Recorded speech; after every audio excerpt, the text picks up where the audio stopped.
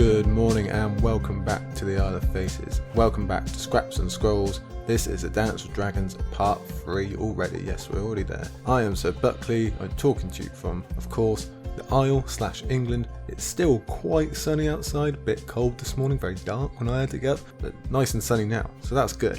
Pretty good October so far. Please allow me to say hello and welcome. Always good to have fellow green folk aboard the Isle. Come and grab a log, come and sit down. We'll do some chatting, we'll do some scrapping and scrolling. Before we get to that, of course, just to thank you for being here in the first place. The downloads, we're still going very high, very good numbers since we started Dance with Dragons, so that's excellent. Thank you to those who comment and share and tweet and like and all those wonderful things. And especially while we're here, let me give a very special thank you to our wonderful patrons. Let me start with KM, Lord Commander, Name in Darkling, and of course Archmaester June, Healer of the Lesser Boxes. Thank you to all.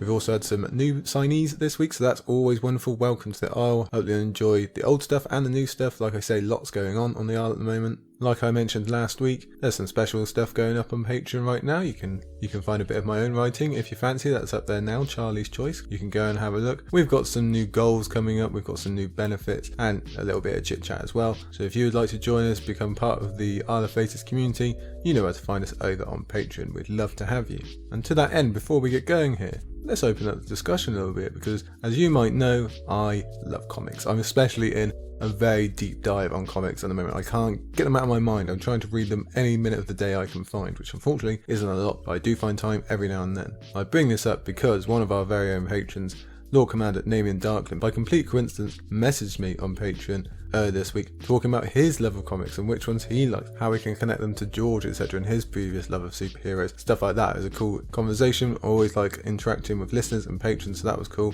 So let's just open the floor a bit. Why don't you get in touch? Tell us what comics you're reading or read when you were younger, which lines or runs you love, because comics, they're damn cool. They're brilliant. I love them. I explained once to the guys on the Brotherhood Without Manners podcast, many moons ago now, that I really struggled to read until my mother got me into comics. Back then it was the Beano and the Dandy, and yeah, I probably wouldn't have been able to read and certainly do this podcast with you guys without that influence. Then it got into Marvel and stuff like that, and well, fast forward to today, what I'm really into today, I've been doing 90s Batman reread for a few years now, but back into it. We're into the 2000s, I've just reached Hush. I'm doing the same with Marvel, got to go past House of M, Decimation. I'm also currently reading Ex Machina by Brian K. Vaughan, so that's what I'm reading right now, but I must say my all-time favourites are probably Batman Cataclysm and Batman No Man's Land, and also by Brian K. Vaughan, Why the Last Man. That just blows my socks off. That series is probably the best comic I've ever read. So that's me. Let me know what you're reading or have read in the past, because yeah, again, comics are cool. For our Lord Commander, he was talking a lot about Jonathan Hickman, who's doing a lot of very important stuff for Marvel at the moment. He was comparing him to George R.R. Martin's writing style, so that's cool. So that's the open floor on the Isle of Faces this week. That's the discussion point. I'll put a post up on Patreon so our wonderful patrons can discuss, but all of you out there, feel free to comment or email or tweet me about your comics, your favourite characters, and we'll get chatting a bit. It's always good to talk to you guys. Along those notes of just doing something extra, last thing before we get going here, last week you might have seen tweeted out before the actual episode came out which chapters we were covering on that episode, of course, and then asked, can you guess which of those chapters will be the longest in terms of airtime, which we're going to spend the most focus on during the episode. So I think we'll do that going forward each week. I'll tweet out what chapters we've got, you guess which one's going to have the most minutes on each Scraps and Scrolls Isle of Faces podcast. We'll make a little leaderboard. We'll see which among you can get the most right over these 19 episodes. For example, last week we had two winners. It was, and please forgive me for mispronunciations, at Petri Shorefell and at Allendor F. They both guessed correctly. It was Quentin who was getting the most airtime last week. So by the time you listen to this, I obviously would have already tweeted out this week's. So if you haven't had a go for this week, make sure you do next time. And yeah, we'll make a little leaderboard, see who's doing what. Okay, that's enough preamble, I think. We've got our 4 chapters. Everyone's got a comfy seat, I'm hoping, on the Isle, ready for some listening. I've got a TV programme on mute in the background. If you're interested, it's The Office, Season 9, Roy's Wedding. Yeah, let me know what you watch while you listen to this. And we'll get going. So, what are we talking about today? We've got another 4 chapters for you, and it's our first double up. We've got someone twice, and it is, in fact, the beginning and ending. We've got a Jon bookends today. Yes, we'll begin with Jon II, where we introduce this idea of kill the boy. That's going to be a very heavy talking point, and we unfortunately have to say goodbye to Sam because this is our crossover episode. This is the one we've kind of seen before in Sam 1 of Feast. Then we'll go all the way to Essos with Tyrion III. He's still leading the way in terms of total chapters here, and we have some very, very important meetings to make in that chapter. Some very important meetings, let me get that clear, as well as a goodbye to Illyrio. We're not going to miss you, see you later. But from there, things take a big upswing because he's back, our favourite. We have Davos I today. He is our lone new guy, our new POV. We haven't seen him for a long time, so we're looking forward to that. And we will finish again with Jon III, where Melisandre sets a rather important fire, and Jon, unfortunately, gets rather gloomy about his future prospects. It does end on a bit of a sour note this time round, I must admit. So, let's get going, shall we? Let's begin with Jon II. So here we go, it's our long-awaited crossover episode, our crossover chapter. This is where we get something completely unique, as far as I remember, within A Song of Ice and Fire. An event literally being replayed for us via a different POV. We knew it was coming ever since the beginning of Feast in Sam 1, and we figure this is going to be the one and only time we actually see it, so we should appreciate it for what it is. And George doesn't waste the opportunity. This isn't an exact replay that brings nothing to it and is mere happenstance. We get to see the other side of a very tough conversation. A controversial conversation in world, and one that was focused on a lot in Feast by Sam as his old friend Jon Snow became Lord Snow, just like Alistair Thorne foretold, and him actually becoming a little bit of a bad guy in Sam's eyes. For first time readers, we generally did have to wonder about it and ask those same questions about Jon's intentions and why this seemingly horrible thing was happening. Now we get to see beneath the surface, we get to see why Jon does it, how hard it was for him as well. And though of course we feel sorry for Jon for having to do this, the majority of our sorrow goes again to Gilly, who we unfortunately have to see even more upset this time round. This chapter, like many, comes in the 3-act structure, each of them absolutely critical to the man that Jon will become. He begins with making himself say horrible things to Gilly because in the long run, that is what will save lives. Not what people think of him, not by earning smiles, but saving lives. It's a great comparison to what he's going to do overall in this book, and what will eventually earn him a knife. Second comes Aemon's famous advice that pops up in Sam's conversation, to kill the boy, advice that will wind up having major implications on several lives. One is to come very soon, but on top of the decision on Sam and Gilly, it also means we get Ed sent away, and Gren as well. Now I love Aemon to pieces, but the fact he's the cause of Gren being taken away, when Gren is one of the most awesome characters in the entire series, is very serious stuff indeed. I need a word with Aemon. This advice is going to stick with Jon in many ways, but in fairness, he was already along this path of leaving his former self behind to properly give his attention to his new role. This is just more of a push of how far he has to go, and how brutal he has to be with everyone as well as himself. And in fairness, some have questioned how good this advice actually was. Again, we love Aemon, but yeah, sending all your friends away? Well, it sure looks like a bad decision when you get the hindsight of the end of the book. Now, I think we'll continue with that line of thinking as we go throughout the book. We'll try and come up and analyse how good of advice that was or how Jon took it, but we'll save it for later. And finally, at the end of the chapter, we finish with Janos Slynt's own end, which, well, let's just admit it now, we all love. Yes, George, thank you very much.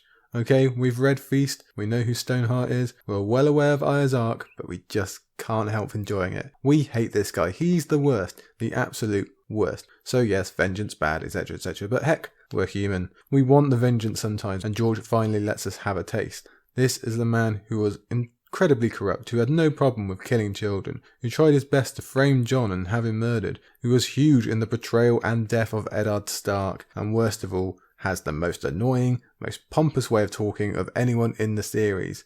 You're damn right we want him dead. I'll try and contain my enthusiasm for when we actually get there, but it might seep through.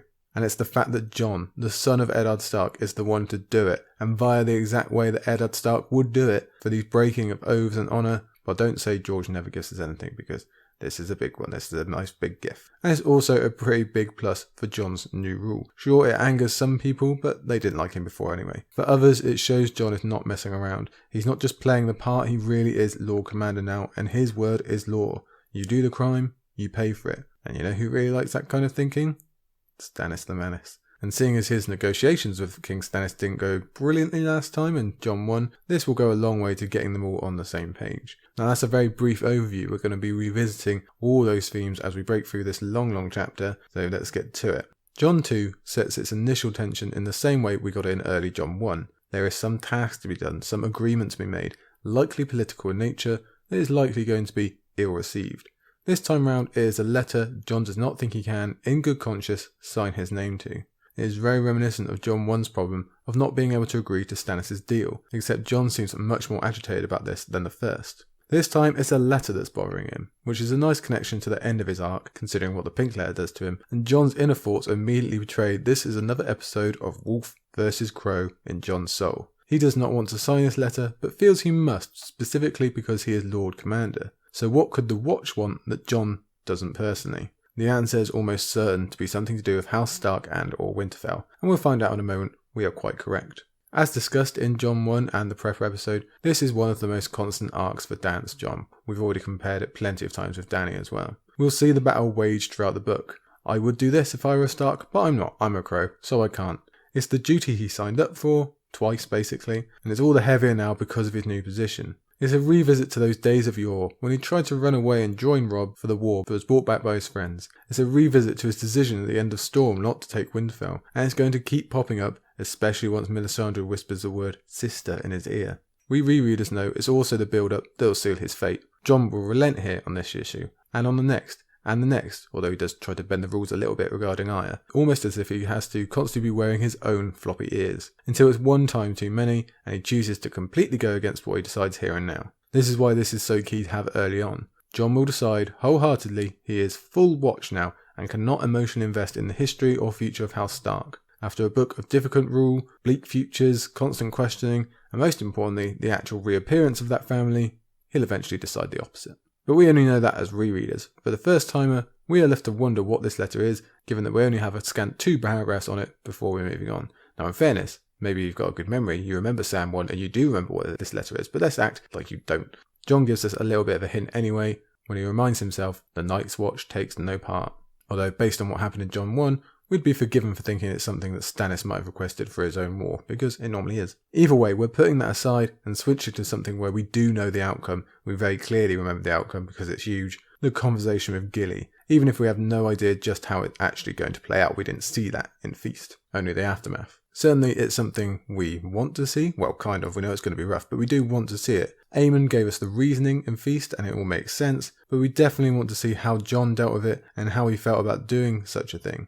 Some of the answers we find may surprise us. Jon dreads it and so might we. Now this whole thing has to be done tactically. Jon knows there are lives at stakes, so nothing can be overlooked. And I like the early details we get of this. Him asking if the babes are well so that Gilly establishes early he has their care at heart. His remembering to use the word tell instead of ask because there is no wiggle room on this. Again, it is lives at risk here. The lives of babies, and dearest Aemon, of course. We've already had plenty of child death in this young book, we're only a few chapters in, so thank you very much. We want to lessen that as much as possible. If Jon has to go against his nature and play on his authority a bit, if he has to be disliked or even hated to save some children, he'll damn well do it, which is very much the point of this conversation and this chapter. Gilly misunderstands at first, as you would. She thinks this is going to be about Mance. Why else would you talk to a wildling, I suppose? She's only slightly early. His burning is going to come in just 3 chapters' time in Jon 3, so stay tuned for that. But it's interesting to see how invested she is in Mance's fate, despite she's probably never met him. Perhaps it's a sign of the quick friendship she's made with Val, or maybe she just buys into the concept of what Mance was trying to do, as Ygritte did. Then, on top of that misunderstanding, she has another one when Jon brings up Mance's son and thinks Jon means to hurt or punish him in Mance's place. That's a painful enough thing for Jon even before we get to the truth, which, even though we know it's coming, still comes heavy as lead. Let me read it to you here. "Don't let her burn him. Save him, please," Gilly said. "Only you can do that, Gilly." Jon told her how. There it is. Heavy, horrible, short but effective. We don't need it in detail because we already know. And Jon lists all the ways another woman, a wildling woman especially, might react to such news with shrieks and curses and scratches. I think he lists those because he probably would have preferred them to the petrified begging Gilly does instead. And already we see Jon having to kill the boy. He can't comfort Gilly here. He can't offer kind words or try to bring them to an agreement by being nice about it. He has to be stern and hard and cold as the old kings of Winterfell. He has to be terribly blunt because nothing else will do. Refuse and the boy will burn. If you do not take the boy away, she will burn him. Bottom lines only, with no time for anything else. That's when Gilly really begins begging. The reading of this gets very, very uncomfortable very quickly. Okay, fine, no problem, she'll save the child, but let her take hers too. Of course she says this, who wouldn't? But Jon is already shutting the gate to his own soul. He tells himself not only can he not be swayed by her tears, he has to make it clear she knows he won't be, so that she will obey. It's not so different to becoming a leader of his own men, and ties in pretty neatly to his demonstration of authority later in the chapter. Again, there is no questioning or requesting in his voice. You'll take one boy, he says as if it's a confirmed, foregone conclusion, because that's what she has to believe. Gilly's next argument is interesting because she brings up the boy's gender. She specifically can't leave a son or she feels she would be cursed. I'm sure Gilly wouldn't be in a rush to abandon a daughter either, but this seems to be extra special, likely because of the special status Craster put on them in the dealings with the others. Although when would Craster's wives have had the opportunities to leave a son, considering Craster always gave them away anyway? On top of that is this idea that statistically, her son should have never lived this long in the first place.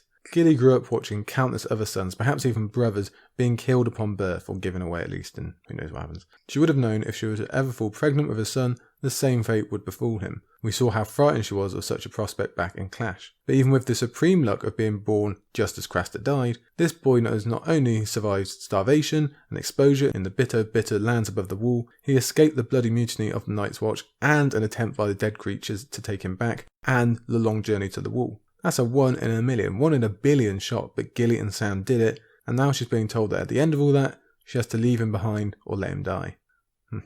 Needless to say, the emotions are powerful. This is instantly the most important moment in Gilly's life. Everything is hinging on this. So Jon needs a heavy hammer. The one he chooses, as he literally thinks to himself, kill the boy, is to force this girl to feel pain. Yes, this is definitely not the boy we knew, as Jon commands Gilly to just let a finger feel the pain of a candle. That's it, just a finger, just a candle. And we don't have Gilly's POV here, but obviously she's comparing that pain of a single finger, to something multiplied all over her body with a roaring fire. She's imagining it for herself, for Dallas' son's body, and finally for her own son. It's terrible to read and imagine and awful for everyone, but it is effective. But this is her next concern. Maybe I will save one baby's life, but I'd not only be abandoning mine, but handing him to this horrible death you've just demonstrated for me. So what's that about? Jon's defense to this is that there would be no logic in Melisandre burning Gilly's child. Craster is no king, so there's no king's blood, so why burn him? But as we spoke about a lot back in Feast, this line of defense seems just a bit too thin for me. It is a huge risk, because does Melisandre ever get told about the switch? I don't believe she does. Now, I might be wrong there, maybe we'll find out the further we read, but I don't think she ever does find out. So if Jon goes down without telling her, and Val can't get to her, because I think Val does know, and Melisandre really thinks she needs some king's blood pretty quick, well, we know, thanks to recent news, that Shireen isn't going to have a happy future, but that's with Stannis. So Melisandre herself might try and use Gilly's baby to bring Jon back. And again, we discussed this before, but let's just quickly consider Jon's psyche if he were to wake and come back to life to find out he was either brought back or there was an attempt to bring him back by burning a baby alive. How is that going to affect Jon? It will destroy his soul. And the least of it is this broken oath to Gilly and Sam. That's all just possibility and conjecture, but I truly do worry for this child's safety. I just think Jon's being a bit too confident with this. Jon still tries to spin a persuasive positive now. Your baby will grow up fed and as warm as you can get on the wall. He'll learn all these skills that Gilly would want for him, and more. Jon even dangles the possibility of a future reunion, but Gilly still says she won't do it. That makes complete sense. Who would expect less? So Jon needs a heavier hammer and finds one. I won't. Kill the boy, thought Jon. You will, else I promise you, the day that they burn Dallas' boy, yours will die as well. Well, yeah, it is heavy. The difficulty of rule and leadership in what Terry Pratchett, Sir Terry, would call interesting times. That's what we're seeing here. This is what Jon has to become in order to help people, in order to save the world. It's a tall order that will take all of his soul. He can't remain squeaky clean Eddard Stark if he's going to complete the mission or save people. He must freeze his heart, in the same way that Daenerys is going to end up embracing her Targaryenness. Kill the boy has really started strong. It's threatening to kill a baby if you don't get your own way. And yeah, we're 8 chapters in here, and how many references to child death have we had so far? It's really just, building up, and unfortunately we're not done. There's going to be constant throughout the book. But let's pump the brakes a little bit. Jon is saying this, and he's saying it convincingly because he needs Gilly to believe him, but do we actually think Jon would ever go through with this threat? The point of this chapter, especially the ending, is that Jon needs to follow through on his word in order to be an effective leader. But let's say Gilly says no here, and Melisandre happens to burn Mance's son that afternoon. Would Jon actually execute Gilly's baby because of this promise? No, you can't convince me he would. He would do anything but. He's just got to make Gilly think he would, and apparently he succeeds. There's no further words of comfort. He can't let her second guess now. He gives some commands, she goes, and it's done. And Jon doesn't even get a breather to consider what he's just had to do. You'd think he'd need a big sigh after this, and he doesn't get time for that. Instead, Ghost reappears. We get a quick reminder that Jon has this letter from the beginning of the chapter. Yes, somehow we are just 3 pages in on my version. And then we're finally into crossover territory when Sam Tarly walks in. Like I mentioned at the top, we've anticipated this quite a bit because, to date, it's the only time we see it. And it's not short either. This is a lengthy conversation between 2 friends covering a myriad of subjects, and it's almost all copied word for word. George does use some little tricks, so it's not exactly the same, but pretty much. The only difference is the extra thoughts and tidbits we have coming from Jon's perspective instead of Sam's, which is a lot of fun because, to be honest, there's some little Easter eggs and connections to be made by someone who can see both sides of the conversation, when obviously neither of them can. We don't need to spend too much time talking on Sam here because we know what happens with him. We've just spent a whole book talking about him. We've discussed his future and his sea voyage and everything he goes through, as well as what he'll eventually think of this conversation once he learns a bit more about it from Gilly and from Maester Aemon. Instead, let's look at the 3 subjects of this repeated and only slightly changed conversation. First is the paper shield that Jon has been brooding over already, then the others, and then finally Sam being sent away with Gilly. It's smart structuring from Jon. He obviously knows he'll get nothing useful out of Sam after he tells him about the trip, and though the others are the larger issue overall, the paper shield is the more pressing one. But before he even gets into that, Jon sets the tone by telling Sam to get over his bleeding hand and just wear thicker gloves. There's no friendship here. He was kinder to Stannis' guards in the first chapter. This is a conversation with a purpose, just like Gilly's. So we find out what it is Jon has been fussing over since the opening line. Or rather, we rediscover, as we've already seen this before. I won't go overboard in the description, as you already know the outcome here, although Sam 1 of Feast does seem like an age ago, so we'll just remember the basics. This is basically a letter of Jon/the Night's Watch trying to cover their ass a bit with King Tommen, or really Tywin Lannister. And there's some good chapter sequencing with Quentyn from last week, because he also still believed that Tywin was alive, as Jon does here. Whereas we know better. It's saying, just wanted to let you know, I know it looks like we're helping out our enemy here, but we're really not. We're just using some of his stuff and giving him some of ours. Don't make a big fuss out of it. It's not a big deal. And definitely don't come and beat us up. Oh, and by the way, if you do have any spare men, maybe you could finally throw some our way. That would be cool. Writing a letter that grovelling and apologetic is going to be hard enough anyway, but it's the fact that it's being sent to the Lannisters specifically that tears at Jon so much, and, as Sam points out, makes him hesitate to actually sign the thing. We discussed the themes of this at the top of the chapter, the wolf versus crow dilemma. Jon doesn't want to not do this because it's embarrassing, it's because of who has to do it too. He has to beg and scrape before the people who killed his family. As he reminisces on the early chapters of Game of Thrones, where Bran fought against Tommen in the training yard, he basically lets slip how unfair he thinks it all is. Bran was stronger than Tommen by far, yet he's the one who's dead. He'll have a similar thought in a moment about Robb winning all his battles but still losing his head. All of it is just unfair, and Jon doesn't like having to face that reality, understandably. One of the advantages of being stuck up on the wall and unable to help your siblings is at least you don't have to see the victors rubbing it in your face all the time. This talk of Bran produces one of the best connections between the dual conversations. Here's the quote. That got an odd look from Sam, and for a moment he looked as if he wanted to say something. Well, thanks to Sam 1, we know exactly what he wanted to say. This is the moment Sam chews on his own guilt of knowing that Bran is alive, but being unable to tell Jon due to the oath he made. We can imagine what an incredible difference that would make if Sam were to spill, but the secrets are kept and we just have to get the wink from George instead. Although it is an interesting idea, let's just pretend for a moment here. Jon's end comes about because he decides enough is enough, he's going to get Arya back himself. So let's say Sam does spill the beans and admits that Bran is alive and above the wall. Does Jon skip a whole book and make the same decision just 12 chapters earlier? I say, absolutely. If Sam tells the whole story and includes that part about being on the wrong side of the wall now, well, that changes everything. At least with Arya, Jon could kind of convince himself she was theoretically safe and warm, protected in Winterfell, there's other people she can be around, etc. Hearing that Bran is not only out in the wild, in winter, but knowing he could potentially fall prey to the others and become a white, I say, with that knowledge, Jon gets up, grabs Longclaw, whistles Ghost, and is on the other side of the wall, tracking Summer within the hour. So in a weird way, Sam might have saved Jon's life with this news. Obviously, if Jon made this decision now, he wouldn't have a book's worth of build-up about letting the wildlings through and all the other problems that Bowen Marsh has with him, but the catalyst of the ending is Jon deciding to ride south and do something completely not to do with the Watch. But this scenario would be just going above the wall and doing a bit of ranging. They do that every day, or they used to. He can even pass it off as going to have a quick look for Benjen again. There's wiggle room for Jon to be allowed to do this, basically.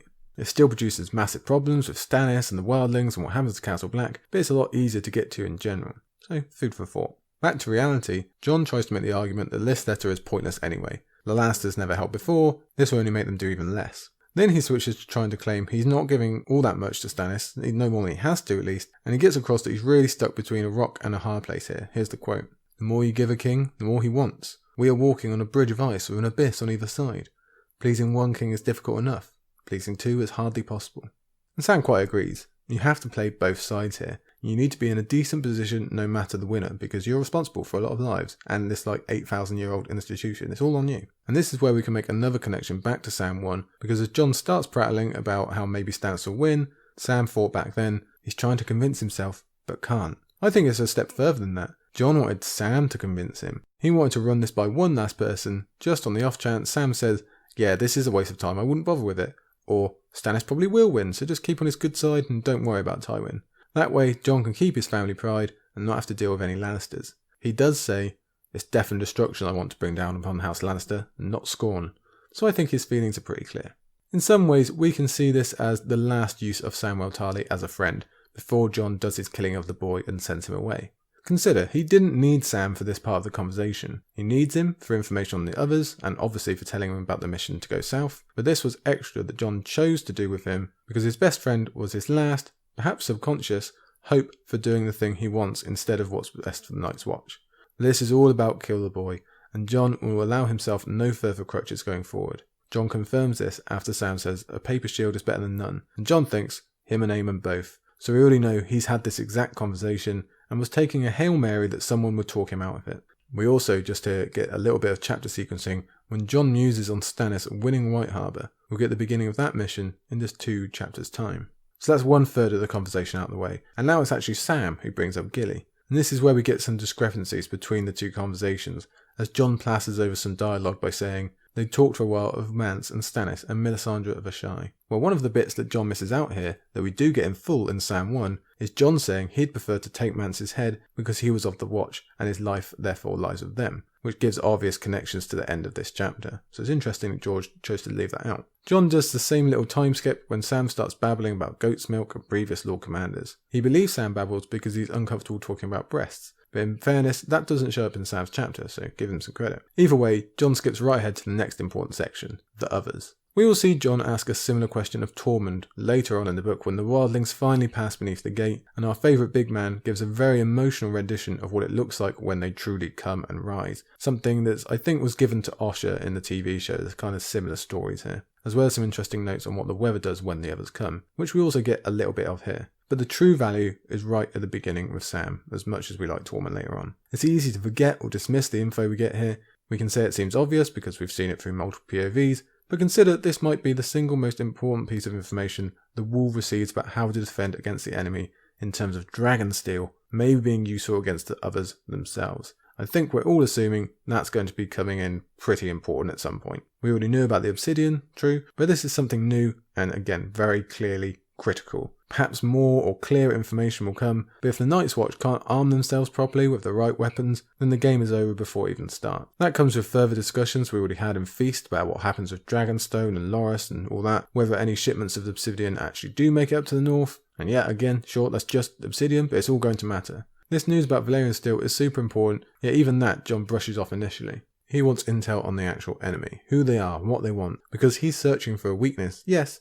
but also because Jon knows they probably can't win this war by force of arms. So is a peace or truce or negotiating possible at all? Seems incredible to think, but he's willing to try any angle. We'll see that Jon sticks with this idea later on when he puts 2 bodies into the ice cells just on the off chance they become whites and then they can experiment or interrogate them or just try and learn anything from it. Now that section with the others actually ends fairly quickly, as once Jon finds out Sam has no further information to give, he gets them onto the next item of the agenda. Sam is also going with Gilly, and Aemon as well. The details and reasoning are the same as in Sam 1, so we don't need to rehash this part too much. And we also had discussions during our Feast episodes about whether this was a good idea from Jon, merely in the aspect of keeping Sam at Castle Black as a commodity, and maybe trying to learn from Clydas, etc. So we won't repeat that now. Instead, let's look at Jon's puzzlement over Sam not wanting to go. A conversation with Gilly was too taxing to coddle Sam now, so he leans back on the skill that he's been trying to grow of authority. He orders Sam to obey. He orders Sam to be brave.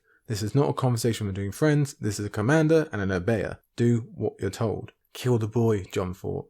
the boy in you and the one in him. Kill the both of them, you bloody bastard. Now, harsh as that sounds, it is done with kindness as well. He tells Sam not to be afraid and reminds him of all that he's conquered. It's far more than most people, but nice as he's trying to be, it also has to be done with purpose. He needs Sam to succeed. So Sam accepts, and off he goes. After mentioning it several times and putting it to use, Jon finally reveals the source of this kill the boy mantra. It's parting advice from Maester Aemon, advice once given to Egg himself. Let me read it to you here. You are half the age that Egg was, and your own burden is a crueler one, I fear. You will have little joy of your command, but I think you have the strength in you to do the things that must be done. Kill the boy, Jon Snow. Winter is almost upon us. Kill the boy and let the man be born.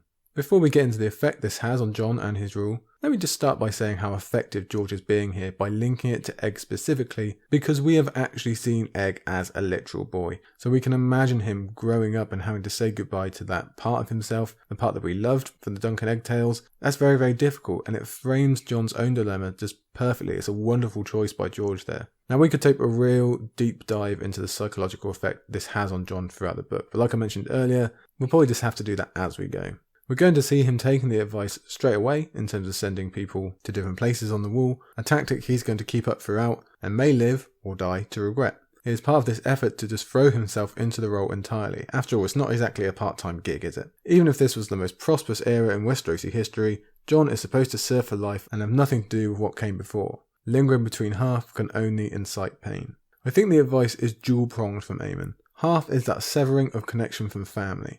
It's a great callback to that conversation in the Game of Thrones where Aemon first revealed his surname and relayed how difficult it was for him to hear all this terrible news of the collapse and death of his family. And he had to hear that at multiple points in his life as well. So perhaps he's telling Jon to get ahead of the game by numbing himself to that side of things, even though Jon has experienced more than his fair share already. I wonder if Aemon is trying to prevent Jon from making the same mistakes he once did. We know Aemon was eventually able to semi-shut himself off and become one of his role, but we don't know that it happened immediately. He might have spent long years in a half-existence trying to play both roles and getting hurt for it. The other half, the other prong, likely the more important one, is this one of leadership. Aemon is telling him, again to save him from heartache and pain, to basically give himself a bit of heartache and pain. Say goodbye to the young Jon we were remembering and comparing to in Jon 1. You have to be different now, sterner, harder, willing to be unliked and be unpopular, because basically it's all on you. Again, this would be hard enough at the best of times, but sorry Jon, you happen to be the guy in charge at the single most important time in our entire history. So there's no room for messing around or having a laugh. You have to get real and fast. Or, let me offer you this, maybe a bonus third prong.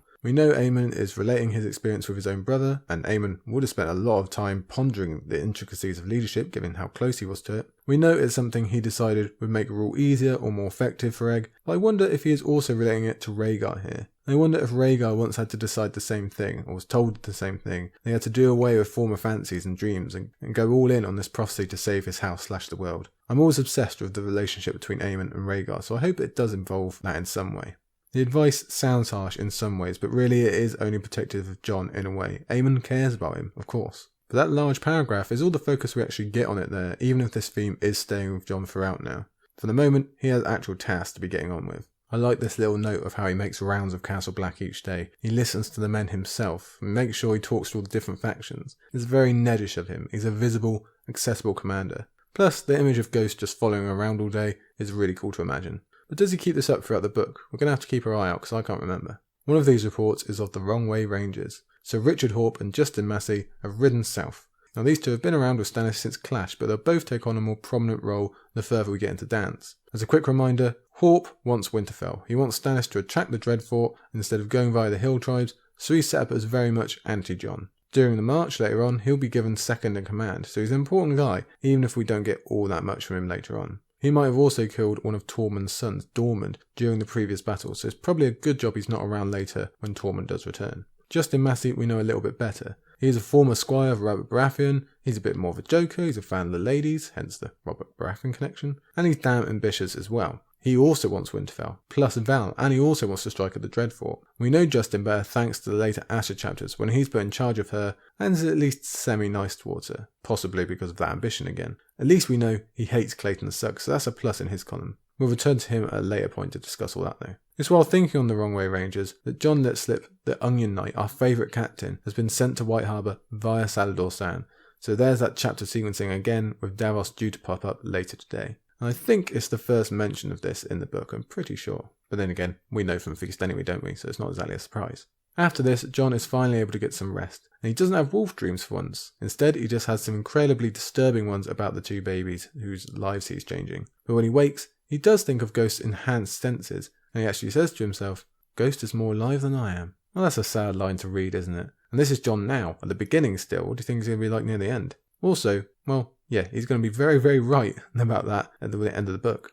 As he's waking, Jon gives another tease to keep us going through this, the longest chapter of the book so far, and actually the third longest chapter in the book total, I think. I'd have to check on the Varamir, but of the actual POV chapters, that's his mark. He wants to speak with Bedwyck and Janos Slynt. Bedwyck passes by with ease, but why would he want to speak to his main rival? That's sure to be juicy. But George keeps us waiting, because first it is farewell time. Yes, it is goodbye to Sam, Gilly, Aemon and Mance's son. Or Jon is hoping anyway, he's not actually sure which one it is. It's harsh to make us see this one twice, isn't it? It hurt enough in Feast, especially since we absolutely know now Jon will never see Aemon again, or be able to discuss his true lineage with him when he finally finds out. But that was just from their point of view. Now, in Dance, we're really going to appreciate just how much Jon could have used a good friend and some smart people around him. We get this final burst of strength and command from Gilly about the naming of her child, and her being a mother first, not a lady. We have the advice of arming knowledge from Maester Aemon, and we have the goodbye with the best friend Jon's ever had, post-Rob at least. He's an honest brother. Would either of these guys have survived without the other? Very difficult to make that claim. Now they did spend a lot of their arcs apart, and they reunited oh so briefly, but now are separating again. It's very difficult to put up with, it's very emotional. As they part, Jon recalls the first time that he met Gilly. Sam states she's stronger than she knows, and this is true, we should give more props to Gilly. And Jon says the same of Sam. This is also true, we should give more props to Sam. But that's before the real emotional kicker, we've already read once, but have to bring up again. The cold trickles on his face reminded Jon of the day he'd bid farewell to Robb at Winterfell, never know that it was for the last time. And pull your hood up, the snowflakes are melting in your hair. Damn, that's rough. We know Jon never did see Robb again. Let's hope that rule doesn't continue. With that done, Jon takes a moment to think of the logistics of the wall, mainly how its length is what lets it down, which is something he intends to remedy now as he goes to meet Bedwyck, whom we all know much better as Giant. This is the castle's plan going into effect, what we discussed back in Jon 1. He said he's going to man them, and it's true. So we begin here with Giant being sent off, the first of Jon's, is he a friend? More of an acquaintance, but we know him. So we're starting off small really in terms of who Jon is going to send away. Eventually they'll all go, but for now it's just Giant, who we have known for a while. Like I say, he's become a pretty regular feature. He was on the Great Ranging, he stayed loyal in the Mutiny, he survived on the Bridge of Skulls, so in some ways perhaps he deserves this promotion. The castle chosen for him is Icemark, the 7th castle of the Wall, counting from west to east. So he's just 3 away from Castle Black, and he's actually next door to the Night Fort. Given our many questions about the future of that particular castle in terms of Queen Selyse or Bowen Marsh, or even Stannis or Jon themselves, it's not inconceivable that we will see Giant again in the future. Giant's own trepidations highlight what Jon is doing here. He's changing how things are run by switching the hiring policy. Instead of going for the most noble, or the higher class, or whoever's got the biggest name, he's going with who's best. Now, Giant is as low class as they come, but he's given command. So it's a new, better day on the wall, we can all agree, even if some of the Night's Watchmen don't. Many are not going to see it that way, but screw them. There are marks against Giant too. He can't read or write, and Jon notes he's not really a people guy, but he's loyal and he's good at what he does. So Jon gives him a small command and intends to use him as eyes. That's the important thing here, as Jon relates with his story of Raymond Redbeard and how he got a toehold basically on the north via the wall. 30 is better than none, he says, and he's damn right. This is the type of thing that should have been done years ago.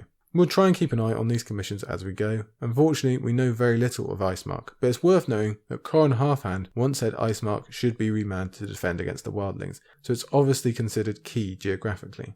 I also wonder about the name. Is there perhaps a particular scar in the ice not seen elsewhere on the wall? Who knows, but interesting. So Giant gets 20 men from the Watch and 10 from Stannis, so that's the first mix of brothers plus Stannis' men, and we don't know how that goes. We don't really hear anything further on Giant, but fingers crossed. Giant's next set of questions, if we hadn't guessed already, gives the game away on what Jon wants with Janos Slynt. He is to be given the next command at Greyguard. Our initial reaction is, huh? Wait a minute, Jon, wait. This guy is as slimy as they come, and he's absolutely horrible to you, plus he helped kill your dad, and you're promoting him? What are you doing here? Come on now.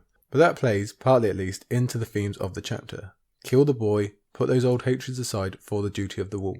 But I say partly because Jon is also being shrewd here. He's already sent some of Janos' men from King's Landing off with Giant, he's now separating Slynt and Thorne, and he's getting him away from Jon personally. Jon absolutely recognises there is danger in having Slynt around, and decides he can make use of him and then minimise the risk rather than just taking the tempting route of punishment. Jon is clever at this kind of stuff. His problem comes in maybe believing he's finished once he gets rid of Slint and Thorne, and not thinking others might also start disliking him. Finally, we get the human Boyle himself turn up, just as Jon happens to be cleaning Longclaw, bare steel and all. Some men would have given that task to a steward or a squire, but Lord Eddard had taught his sons to care for their own weapons. Just give us a Godswood pool and we're really set, aren't we? Of course, the meaning of bare steel and a bare sword is completely lost on Slint because he's an idiot, and George quickly reminds us to be infuriated whenever we see him thanks to his mannerisms and crossing his arms and just being a dick, basically. We hate this guy, or I do at least, but I hope you join me in that. Jon hates him so much he even imagines cutting his head off. Wow, is this foreshadowing? Does that even count? I mean, we're pages away, but okay. I think we could probably call that one shadowing. That's never a 4. But Jon reminds himself of the rules. Crimes are wiped away, past and all. Now he's going to be preaching that a whole lot once the wildlings come to town, but admits here, when it's something personal, it is a bit more difficult to accept, so there is blood between us. This man helped slay my father, and did his best to have me killed as well. So not to skip ahead here, but we can really see how this ending really plays into what Jon truly wants. Try as he might, he can't forget that part of himself. He can't here, he can't at the end. He basically just lucks out that this event can cross over into Night's Watch duties. So preach away, Jon, but we know the truth. Jon wastes no time in getting to business. The news is delivered in a straightforward manner, but let's not pretend he doesn't take a certain glee at all this toil and hardship that Janos will have to do. Straight away, as you'd expect, Slint gets up himself. He refuses once, tosses in a bastard insult for good measure, defies the command again, then goes off about his own history and kicks the chair over on his way out. He's charming. Jon thinks this. He still sees me as a boy, a green boy to be cowed by angry words. So if we've been following the themes of this chapter whatsoever, or even just the mantra that Jon is now saying over and over again, we know what's happening next. This cannot stand. Jon's authority must be established, or all these plans he's making of how to save the world are worth nothing. Surprisingly, Jon even allows Janos a night's sleep for decision, but nothing changes. So it happens in the same common room that Jon got elected in. I think that's where he got elected. In front of everyone. Crows, queensmen, kingsmen, everyone. That's important, and it's pretty savvy as well. When Jon gives a final chance, Janos does himself no favours. A simple no isn't enough for this guy. He has to say boy again. He has to give extra insults. He has to act big in front of the others. And, to be fair, it's starting to work. People are laughing. The cracks are showing. This is a key moment in the formation of the watch. So Jon delivers a sentence. First he thinks to himself what his options are. I'll read you the quote. And confined into an ice cell, he might have said. A day or 10 cramped up inside the ice would leave him shivering and feverish and begging for release. Jon did not doubt. And the moment he is out, he and Thorne will begin to plot again. And tie him to his horse, he might have said. If Slint did not wish to go to Greyguard as its commander, he could go as its cook. It will only be a matter of time until he deserts then. And how many others will he take with him? And hang him, Jon finished. That has the desired effect. Slint goes white, so we're already enjoying, but then there's a moment where all balances on an edge. Everyone suddenly stands up, all these different factions, all their different loyalties, some of them towards Janos Slint himself. It looks like it might break into chaos now instead of at the end of the book, but this is Jon's command, this is his castle. Alistair Thorne steps aside, and Janos Slint is seized. Yes, you might be able to hear me smiling. All the usual protests come out. He's got a traitor father, he's marked of the beast, I've got friends at King's Landing, etc, etc. But Jon notes even more people are coming to watch. Val shows up, and even more crucially, Stannis. Here's another quote. This is wrong, Jon thought. Stop. Emmett turned back, frowning. My lord? I will not hang him, said Jon. Bring him here. Oh, heaven save us, he heard Bowen Marsh cry out. The smile that Lord Janos Slint smiled then had all the sweetness of rancid butter, until Jon said, Ed, fetch me a block, and unsheathed Longclaw. Oh yes, here we go. You can definitely hear me smile now. I'm jumping up and down in my chair. Janos Slint ends being dragged forward like a child, his cowardice on show for the world. He tries one more stab at defiance, and then his strength is gone. He's begging, and Jon has a choice, except he doesn't really. Turning back now would be worse than letting him off in the first place. If he wants to kill the boy and let the man be born, he must do this as the first man in his life Eddard Stark would have done. No, Jon thought. You close that door. Longclaw descended. Party poppers, fireworks everywhere, round of applause, if you please. Woohoo! Yes, yes, yes. Never let it be said, George doesn't give us what we want sometimes. Yes, again, like I said at the beginning, we've all read Feast and we know the trappings of vengeance, but you know what? It just feels too good in the moment to ignore. We aren't supposed to enjoy a cowardly man's death or Jon having to kill, but we do. And you made us this way, George, so there you go. It just fits too perfectly. Firstly, this guy is scum, and annoying scum at that. He's designed to rub us the wrong way. George does that very, very specifically with his speech patterns and all the stuff he says being pompous, etc, etc. And that's even before we consider how horrible his actions have been throughout the entire series. And they have been horrible. The Starks overall have been truly, soundly beaten in A Song of Ice and Fire. And part of the third act, I believe, is that they will get some vengeance as they steadily return. Not on all counts, but in some places. Arya has already started off. Will it make them feel better about their situation overall? That's doubtful, but it is nice for us. And this has all the markings of that. The very first image we ever had of Eddard Stark was his executing a traitor to the Night's Watch. Now his own betrayal has been repaid by his son, who was present for that first scene, by doing the very same thing. Consider the second clear image we get of Ned is sharpening ice in the Godswood, which Jon was doing with Longclaw just minutes ago, and yes, that picture is becoming astoundingly clear. Is it vengeance? Yeah, sure. Is it justice as well? Oh, you bet. That's how Ned acted in the beginning, and that's the role that Jon feels now. He gave Janos every opportunity. Jon didn't seek it as much as he might have liked to. Yes, he could have chosen one of those other options, but not if he wanted this effective rule. Not if he's going for broke and truly wants respect, and not if he's going to be like his father. And guess what? Who else likes justice? Stannis Baratheon, who gives Jon his nod of approval here at the end of the chapter. This is also key to their relationship. This shows Stannis that Jon is a guy who gets it in his estimation. We cannot understate the weight of this moment. This is Jon Snow, Lord Commander, basking in the example of Eddard Stark and getting justice for him at the same time. Janos Slynt was a bad man, so good riddance. And yes, that is a lot of talking about Jon, and we've still got more to come later, so maybe we should move on now. Let's go very, very quickly to somewhere a bit warmer and move on to Tyrion III. So today we have one part of Tyrion's journey ending and another beginning. It really is easy to break up his arc into little mode of transport sections. This time round, it's waving goodbye to the litter and entering the world of the riverboat, something essentially as new to us as it is to Tyrion, where he also meets a whole bunch of new people, one of whom may well end up being one of the most important people in the entire second half of the series. Yes, theories abound about who Young Griff is or what his future holds, but I think we all agree he will play a big part. He is going to matter in some fashion. We'll talk about that in a little bit. So it's big for us to meet him, but it might turn out equally big for him to meet the man who's going to give his life a rather large nudge in a certain direction, one that goes away from Daenerys. But that's all to come, like I say. First, we have to meet the rest of the river crew.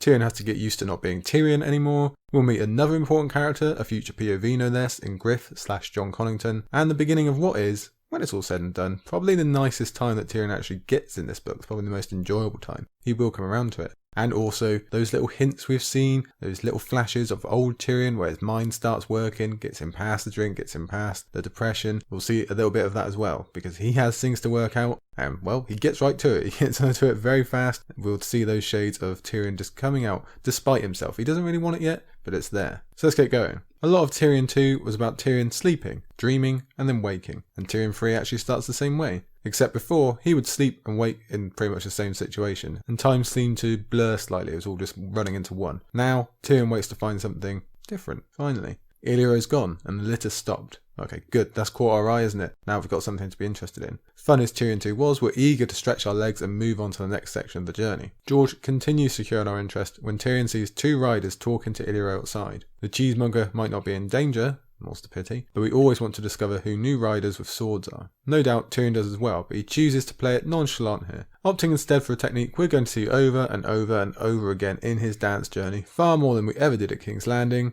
which is saying something. He's endearing himself to people by just being pretty cheeky. That's how he's going to introduce himself, that's how he's going to set himself apart. This time it's by insinuating he will defend himself and his dear friend Illyrio with an axe if needs be, and he will even prove it by fighting a duck. While Tyrion does generally find success with his surprise them of wit and confidence plan of attack, it also does land him in hot water at times, and earns more than a few fat lips once he meets Jorah Mormont, and it seems he's done so here, when the larger of the two riders reveals his name to also be Duck. I'd really like to imagine that Howden, Half-Maester, specifically doubted Tyrion could kill a duck to initiate this exact result, but that might be a step too far. So this is our first introduction to two of the Shy Maid's crew, though really we only have their names and physical descriptions to go on. Let's focus on Duck's story a bit more in a few pages when he relates his past to us, and first round up Howden Half-Maester, a man whom I must say I find myself flip-flopping on fairly often. I'm never too sure of what I make of him. So this is Howden, slightly older, hair tied back, and I must admit I forget that he's slightly older, I always picture him as younger, and with a lined ascetic face.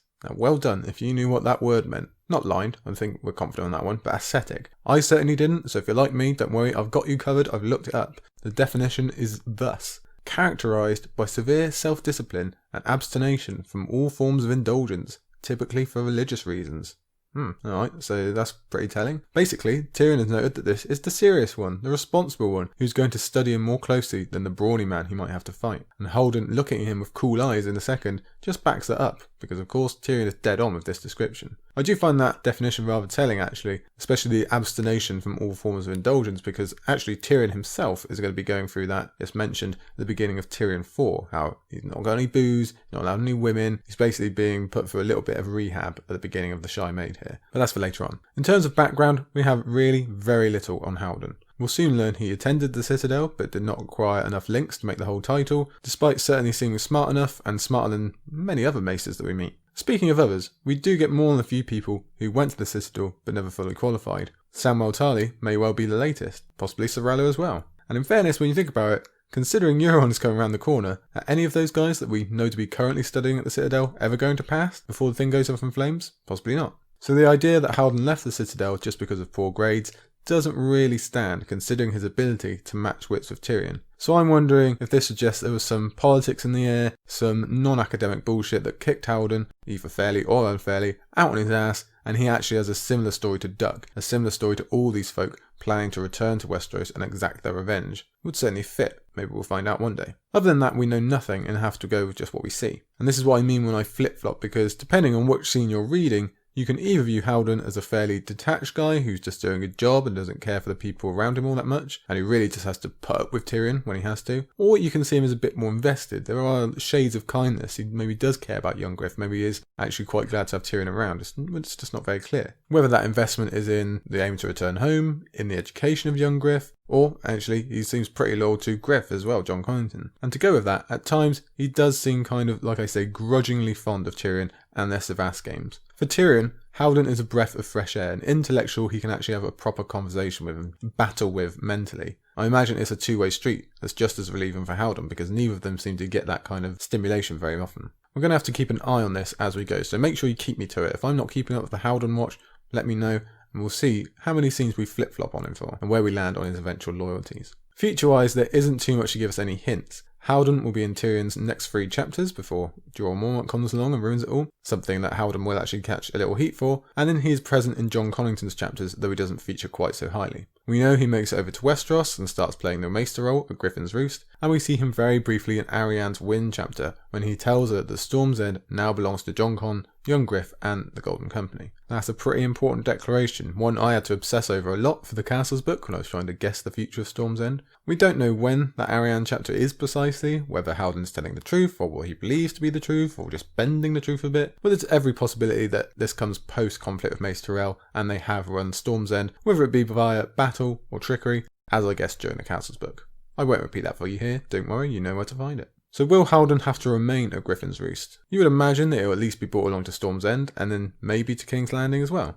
Or will Jon Con decide that young Griff needs a bit more prestige on his side when he first arrives, and Maester with a full chain perhaps? That would seem pretty harsh, but Jon Con isn't in this for Howden's benefit, unfortunately. There might even be an idea to steadily remove all the boat people until only Jon Con remains by young Griff's side, although this chapter seems to go against that with the clothes we'll find in these chests that these two guys are picking up from Illyrio in a moment. Clearly they were at least supposed to be involved up to the Daenerys stage in the original plan. Either way, Howden the man has been important to young Griff's development in terms of language and history and general knowledge. He proves his worth again when they reach the Stormlands, and he's able to quickly ascertain the political situation with the Lannisters, etc. You need that kind of mind on your side. And young Griff seems to be generally fond of his river family, including Howden, and is unlikely to willingly leave any behind, but he's also a young man quickly becoming enraptured with the thrill and success of war, so his priorities may shift slightly. I always like to compare Duck and Howden with Jaehaerys and Archibald, whom we met just 2 chapters ago last week. The latter are much firmer friends, to be sure, but there are similarities. Both have a larger, much more capable fighter,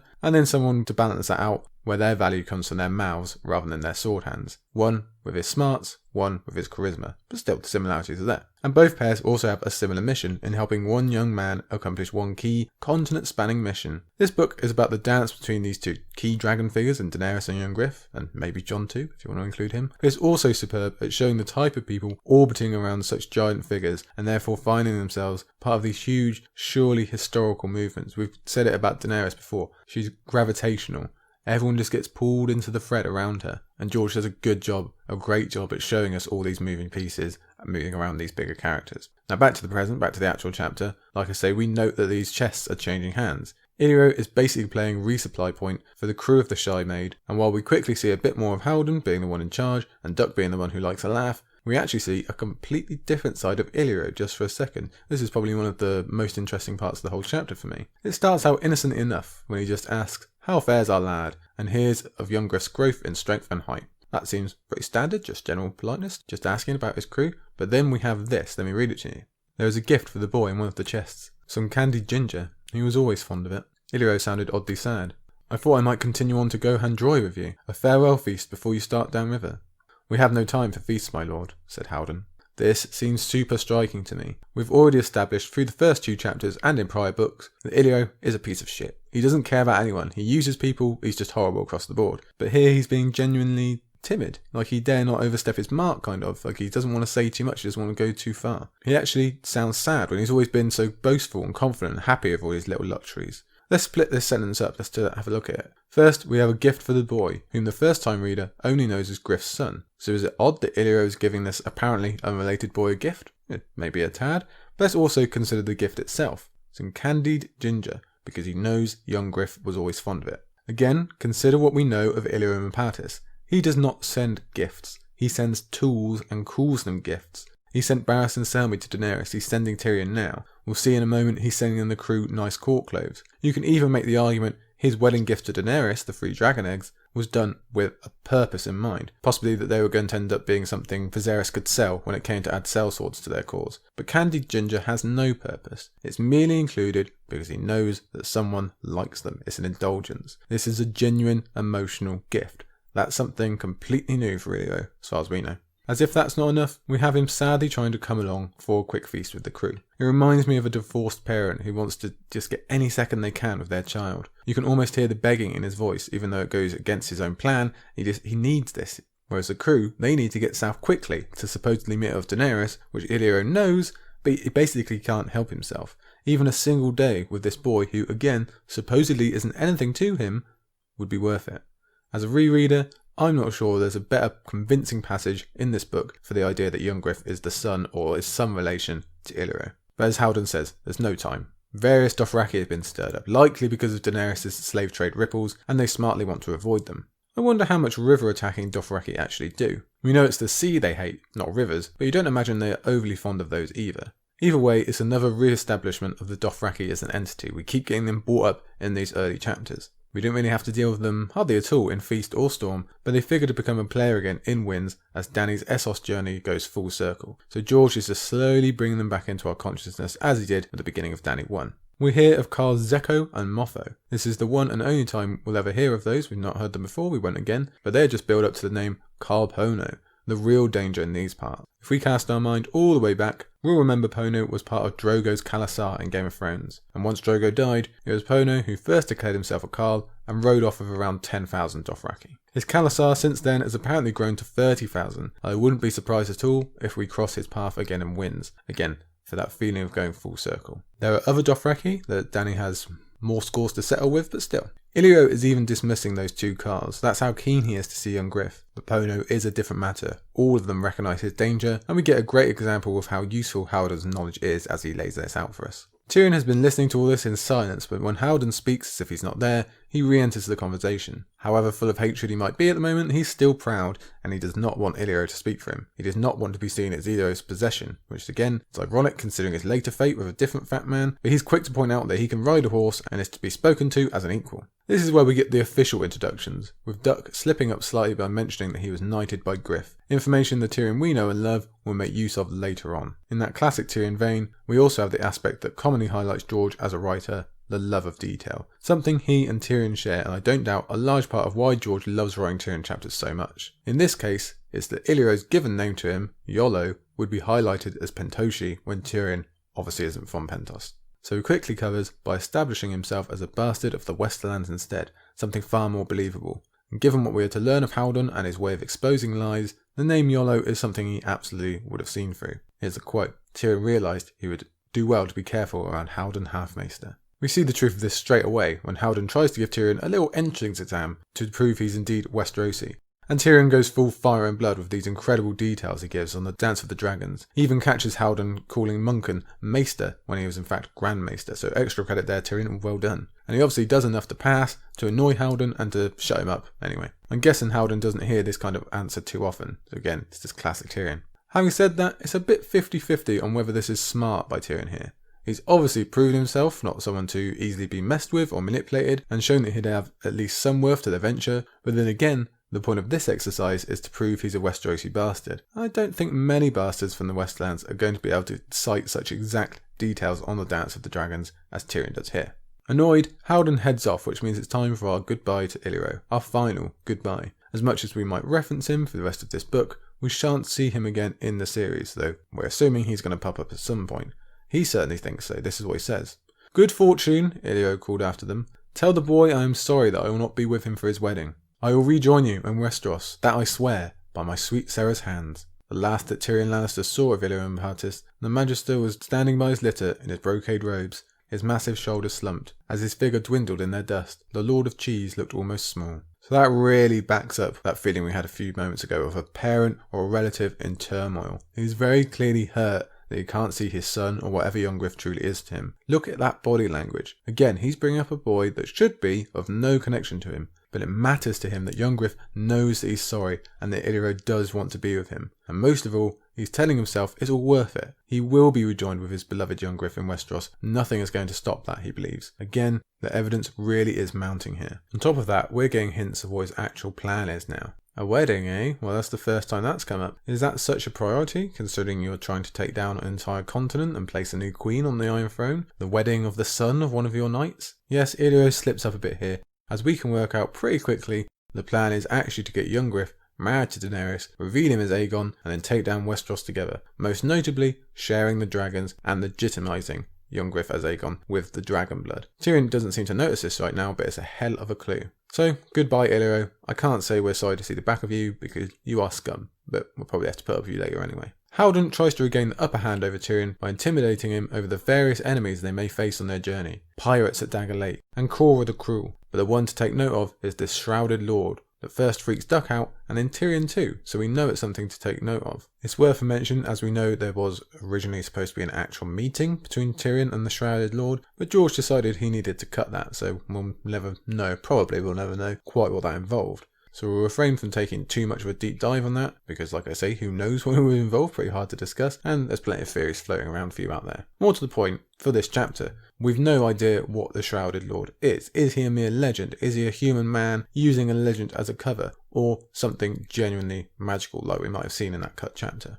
Given the confusion we get later on in Tyrion 5, we really can't rule anything out. For now, what we do know is he has a genuine effect and a grip on people's minds. We see it here with Duck, and later with the Moor and Yandri as well. We've never heard the term Shrouded Lord before, but Tyrion seems to glean the meaning straight away, that the grey kiss means greyscale, and for Tyrion, such a fate is something to truly terrify him. Really, that's the same deal for Duck and the others as well. It's not the mysterious figure they don't like talking about, it's what he brings. So like with the Dothraki being brought back into our field of vision, we're getting the same with Greyscale. It's been mentioned once in the Tyrion chapter already. Later we'll have Jon and Val focus on it in terms of Shireen, and of course it will be a major part of both Tyrion and Jon Con's arc later on. Perhaps Jon Con is the extent of bringing Greyscale back into the fold, but I wouldn't be too confident in betting on it. We've already spoken about the possibility of another sweeping of the disease taking Westeros. To change the atmosphere completely, we now get the story of Rolly Duckfield and how he came to be in this situation. And I must say, Duck's tale of his childhood, getting fed up with the higher classes mistreating the lower and the shame of it, etc., the fact he wasn't willing to put up with it and went and did something about it, is one of my favourites. We all love stories of the snobby, rude upperclassman getting exactly what's coming to him, even if 2 broken arms and some ribs really is a hell of a lesson. It just links in so well with what we've seen probably 1,000 times across the series. Various lords and their spoiled children mistreating those they consider beneath them. So well on you, Rolly, I say.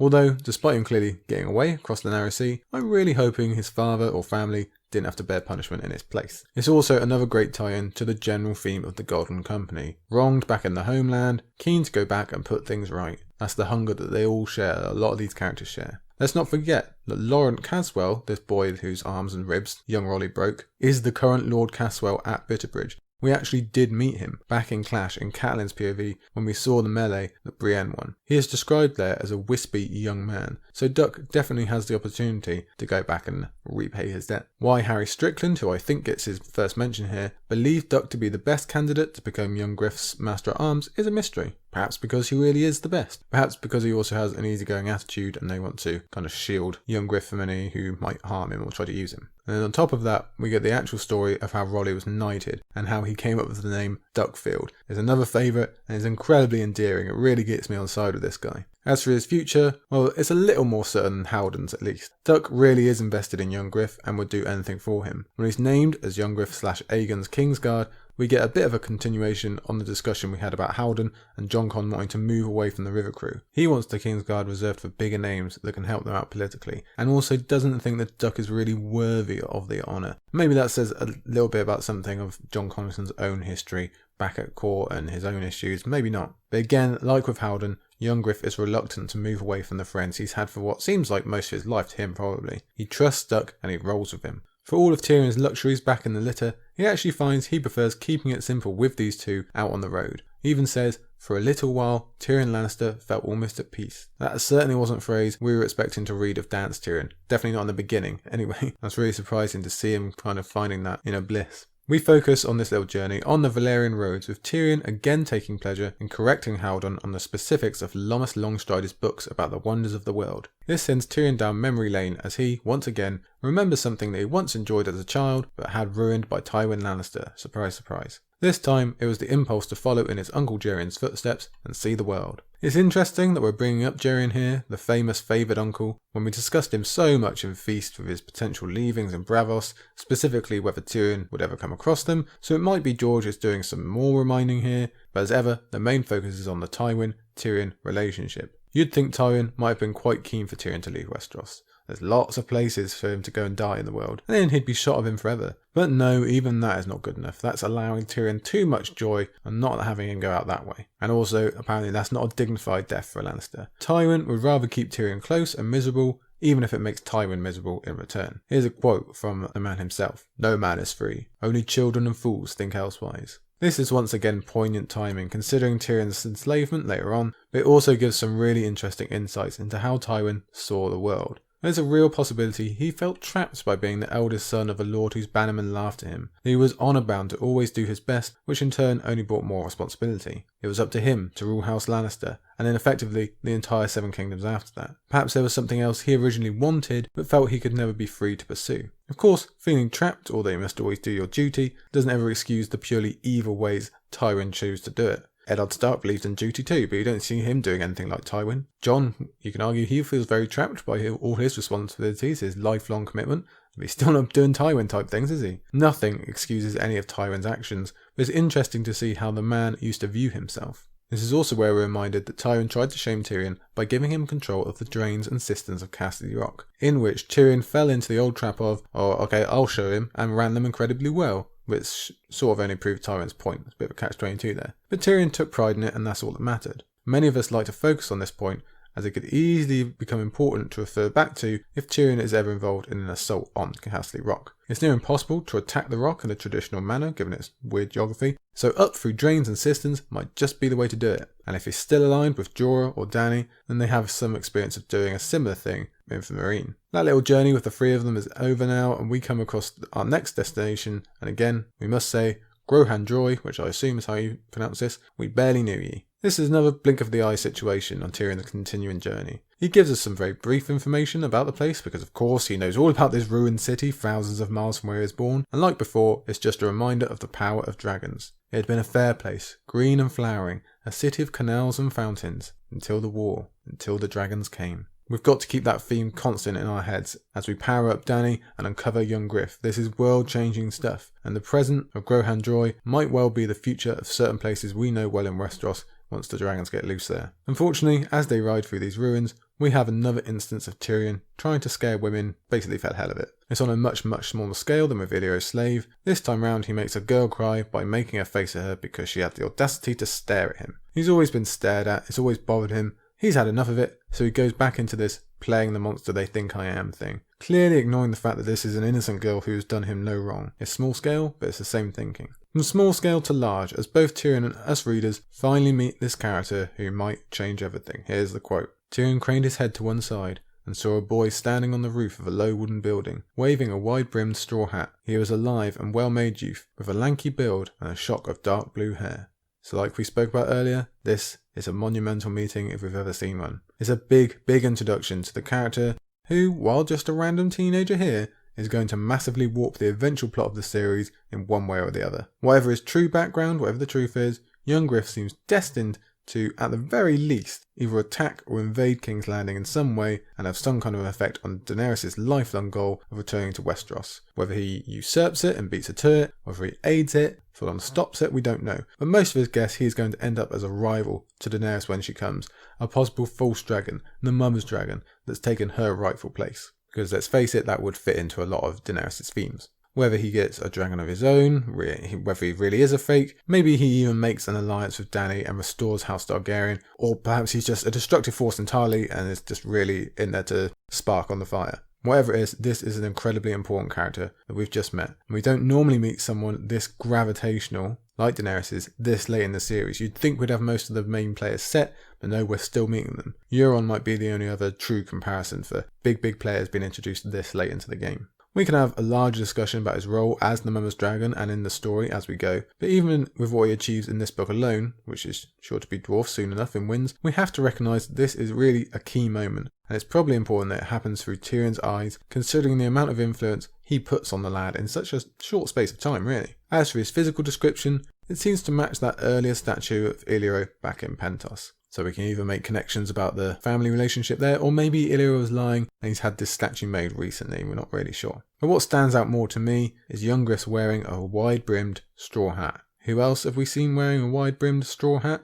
That's right, Egg, from the Duncan Egg Tales. And what was Egg? He was an Aegon, trying to hide that he was an Aegon. And how did he do that? By doing something with his hair. And Tyrion makes sure to note the shock of dark blue hair this young Griff has. So plenty of food for thought there, plenty of hints. We see how young and pure at heart this young Griff still is. He's standing on cabin roofs and shouting because his friends are back. It's wonderful to see, but also a stark contrast to the more focused, more serious young Griff we'll get at the end of the book, and Tyrion does play an important part in that transformation. Here we also meet the rest of the Shy Maid crew, even if they remain unnamed for now. The one that Tyrion identifies straight away, both in name and in terms of potential trouble, is Griff, this gruff, older gentleman who has made sure to have the same colour hair as his supposed son, even if Tyrion can already spot the mummery thanks to his reddish roots. He can also spot that Griff is not happy at Tyrion's appearance whatsoever. That makes sense. This boat crew is a carefully constructed squad put together for their ability to not only nurture young Griff, but absolutely keep him a secret. Adding in an unknown to the process seems incredibly risky, and turns out to be exactly that, as well as confusing. It's a shame we don't get to read this letter from Illyrio,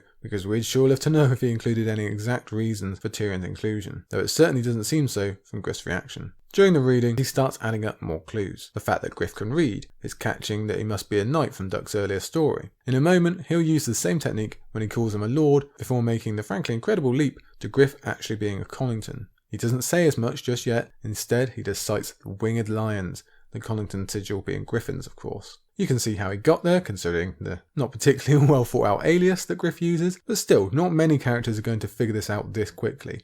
This is all happening within minutes of meeting the man, so this really is, again, that Tyrion we know and love. He's peeking back out. He's coming back out through the booze and the nihilism, and his old self is surfacing. It will come back a little bit more as we go through the book, hopefully even more in Winds. So we have Griff pretending to be someone he's not. We have Tyrion, always so used to relying on his surname, now being Hugo Hill to the rest of the crew instead. As we've mentioned in the past, that's something completely new for him. And it's like with Quentyn, mummery is the name of the day. It's the same as those Jon chapters of someone presenting one face and actually having a different one. Everything is just lies and secrecy in this book. Later, we'll be wondering about the identity of Septa Lemore as well, so if the whole boat is doing it, why not add one more? We know young Griff is not young Griff, but is he truly Aegon? At least all the others only have one layer of their fakery, and they know about it, which is pretty key. This guy might have two, and he might not even know. But that's skipping ahead a bit, because we first have Griff asking the same questions we did of why include Tyrion. Why would Daenerys want him? Tyrion has no idea either, and is more intent on going overboard with his hopeful revenge against the members of his family still living. Again, keeping in theme with Duck's story, and the Golden Companies, and the crew of this ship, as we see with Griff's I understand hate well enough. All fits together. But he does come up with some suggestions that might be true. He has information on how Cersei thinks, if you want to call it thinking. He knows how to defeat Jaime, apparently. He knows the lords, and he might even be able to deliver a few friends, although that one does seem rather hopeful on his part. Basically, he can be good intel, even better than Howden Half-Maester. Perhaps this is all Illyrio saw in him as well, but it just seems like there is something more, something underlying that we don't know about. Though he's unhappy about it, perhaps Griff does see the value in what Tyrion suggests. Perhaps Illyrio did include some unknown reason in that letter. So though he makes it clear that Tyrion is unimportant and expendable, he allows him to stay on, all in the name of serving this queen they're headed towards. So this is another important establishment. The story, if you want to call it that, of this all being in aid of Daenerys is present on the boat as well. We're sticking with what Illyrio told us. We're still not on Young Griff equals Aegon territory, not yet. At least we're not saying it out loud. Tyrion brings up a valid point about what happens if they find out there's no dragons at all. And Griff likely frowns because of Tyrion's weird lion's jab, that's where it gets included, but perhaps there's something more in the back of his mind that worries about that actually being a possibility. We know from his later chapters he was all in on getting to Dany and these dragons. He definitely did not want Young Griff invading on his own, so yeah, probably is a worry. We end the chapter with this. This is no game we're playing for your amusement. Of course it is, thought Tyrion. The Game of Thrones. This is an important closing statement from Tyrion. It's not just his nod that he can see through all these games and aliases and knows what people are up to because he was playing this at the highest level back in King's Landing. It's the inclusion that it can be for his amusement. He got burned by the game before, and his nihilism is still so high, it is still so out of sync with the world that he's truly going to view it as just a game, as a fancy that doesn't matter and tunnels only to the revenge of his family for him personally. We're going to see it in his multiple Savas schemes. We're going to see it of what he's going to say to Young Griff. Basically, this is all just for a laugh. Why not? Doesn't matter, does it? So begins a new, all too short era of Tyrion's life. It's one he will actually enjoy and will play some role in bringing him back to himself. It's one he'll miss very much so when it's gone. We'll have to see if he ever gets that feeling back again. And before we leave, let me just say, let's spare a thought to first timers because much of this is not evident yet. The mystery is still very, very much around for first timers. We don't know who's going on, who's Griff, what does Tyrion mean, why does it matter, the winged lions, etc, etc. It's all very much mysterious, but we will get there, don't worry. And as rereaders, well, we get to enjoy it. So we'll leave Tyrion there for now. We'll see him again soon enough. That's our third chapter of an arc. Let's switch that up and go with a first chapter. Let's start a new POV here. Yes, it's that time. I know we've been waiting for it. Let's get to Davos I. Yay, he's here! Our fan favourite returns to us after being kept away for so long. Sir Davos Seaworth has remained a warm staple in our hearts despite his absence. We still remember the father trying to do right by his sons, the loyal man who refused to let his king fall into darkness, and even when that failed, risked his king's wrath and blade by insisting on doing the right thing by freeing Edric Storm. Both the Clash and Storm arcs of Davos are superb, and some of those Storm chapters are rightly propped up as some of the strongest in the series, especially for discussions on loyalty, morality within politics and rule, means justifying the ends, and the superb dynamic between not just Davos and best buddy Stannis, but Melisandre as well. Those chapters felt very, very important even then, but considering the huge leap both Stannis and Melisandre take into the spotlight in this book, we can look back at Storm Davos with even more reverence now. And let's not forget, Stannis is only taking that huge leap forward specifically because of Davos' counsel. He was the one who pointed Stannis north, he was the one who changed the entire direction of the fate of the world, probably, not just in this book but going forward as well. In terms of monumental hinge moments that decide the direction of the story in the arcs, Davos doing that is right up there. So how many chapters has it actually been since we've seen him? Let's remind ourselves. So I went and checked. It is 71 chapters since our last Davos POV back in Storm. So quite a lot. Let's compare that to others. Well, it gets Davos the bronze medal. Silver goes to Bran at 74 chapters as we saw last week, and next week in part 4 we'll see the gold medal winner, obviously in Theon, who has an incredible 140 chapters between POV, so I don't think he's going to be caught by anyone. You'll recall the last time we saw Davos 71 chapters ago, Stannis was drawing Lightbringer at the end of that chapter, and we were left with a kind of soft cliffhanger. Davos might be about to meet his end. Again, not like that ever happens to Davos, is it? But this is a cliffhanger with a difference, because even though Stannis and his forces arrived at the wall, Davos didn't. We had to genuinely worry for a moment that Stannis had actually taken more than just fingers this time. But then we started getting more and more clues that Davos was alive and out on a secret mission. Then, on top of that, we started hearing his name down in King's Landing of all places, before finally being told he had been executed by Wyman Manderley. We covered this fake out and the emotional toll it took on us as big Davos fans in the Prepper episode and during Feast as well, so I won't repeat myself here, but suffice to say, it is a pretty big deal to turn the page and find the name Davos staring back at you. Yes, hooray, hooray, our favourite smuggler, we get to see you again. Screw you, Cersei, and whatever you were telling us before. This is the lift we needed. It's been a dark book so far. Give us some Davos, please. Until we remember that note on chronology that George gave us at the beginning of this book. Hang on, this isn't so good news, is it? We're meeting him prior to his supposed death. We can't say screw you, Cersei, because we're not there yet. As we talked about again in that Prepper episode, now we've got to wrestle with the idea we're going to have to read through an arc ending with Davos's death. Okay, back to the dark book thing then, no relief here. We're no stranger to beloved POVs being killed off by now, but going into it knowing they will die at the end? No, that's something new, and it's a new toy for George to play with. Firstly, it's one of the best characters to do this with because he's so beloved, but you can see how well this works with the building of tension up to his sentencing in the Merman's court. George makes sure to fool the reader in the exact fashion that Westeros itself is fooled, which of course makes Davos IV, his secret meeting with Wyman Manderley and that famous speech that we know is coming, all the more a beloved classic. It's completely exciting and obviously very, very welcome by the reader that what we expect is not actually going to happen. That yes, we finally can say, screw you, Cersei, and what you told us. That's not true. But that is another 3 chapters away. Davos is another of the 4 chapter bunch, sent on his own little adventure of recruitment in a strange land. And his arc is a little strange as well. In 4 chapters, Davos really only has 2 things happen to him. The denial in the Merman's court, and then the true reveal beneath the wolf's den. Obviously, the importance is going to build as we go, like you'd expect in an arc, but Davos I and Davos II are a little harder to work out. Davos II makes sense, it gives us the establishment of White Harbour and how difficult this task will be, plus, like all Davos chapters, is absolutely littered with little hints about the wider goings on in the Northern War, like his meeting of the Doomed Freys or the spying of the warships. But what of today's chapter? Why is Davos I really included? Would it have been possible to forego this chapter completely and still have the Dance Davos arc intact? Well, it certainly seems like it to me, off first glance and by memory at least. So let's see if we can ascertain why George decided this had to be kept as we work our way through it. As it stands, the only real reason I can think of is the redrawing of attention to Ned's supposed meeting of Wyler, a former candidate to be Jon Snow's mother. We heard that name just twice in Eddard II of like a million years ago, and then again a couple of times in I-8 of Storm of Swords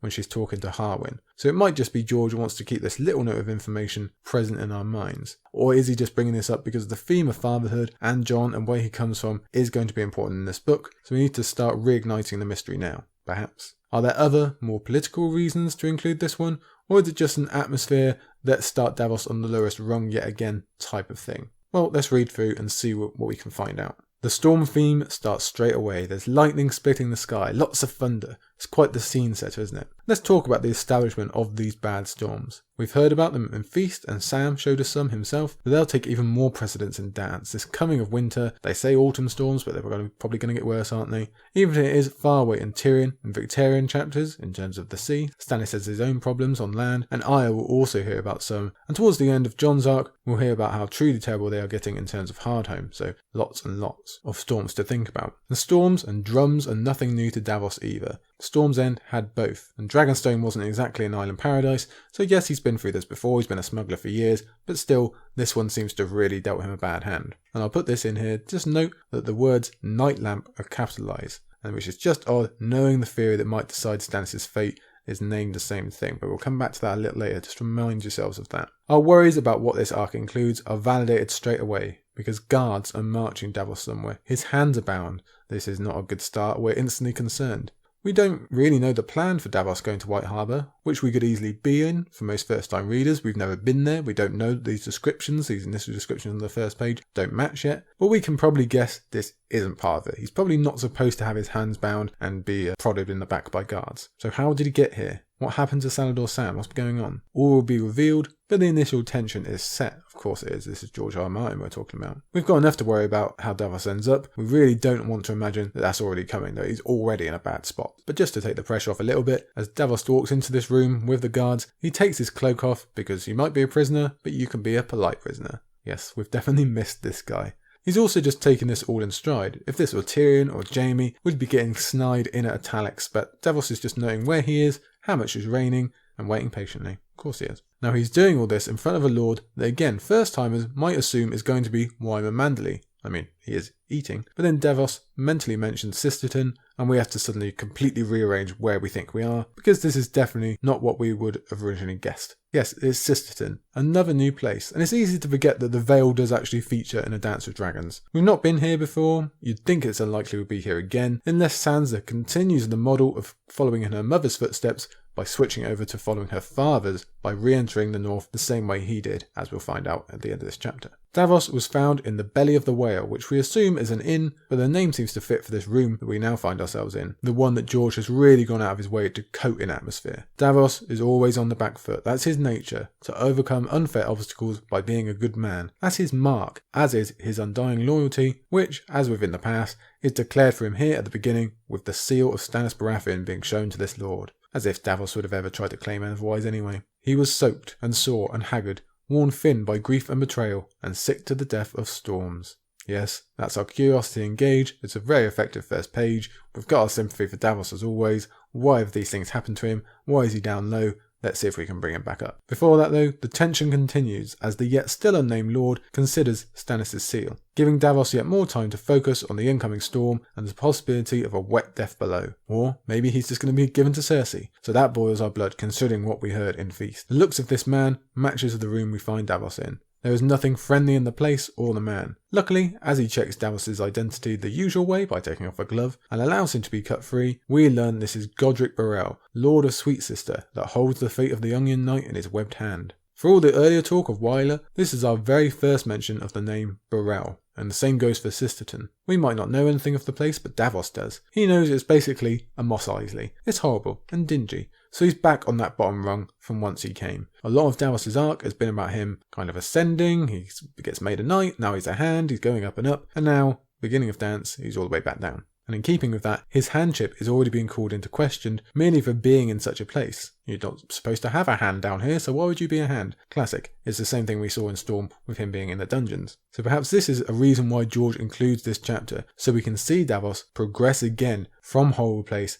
to decent place, then back to dungeon again, and then off into adventure, with that handship being denied the entire way. It'd always be so much better to simply just deny his boss, but he won't now, as he never has before. Whether it's in a pit like this, or in the famed Merman's court, Davos will be Stannis Baratheon's man, no matter how much they tell him he doesn't count. Godric Borrell wants to know how Davos got here, and so do we. Before launching into his tale, Davos gives this as a reason why he's here.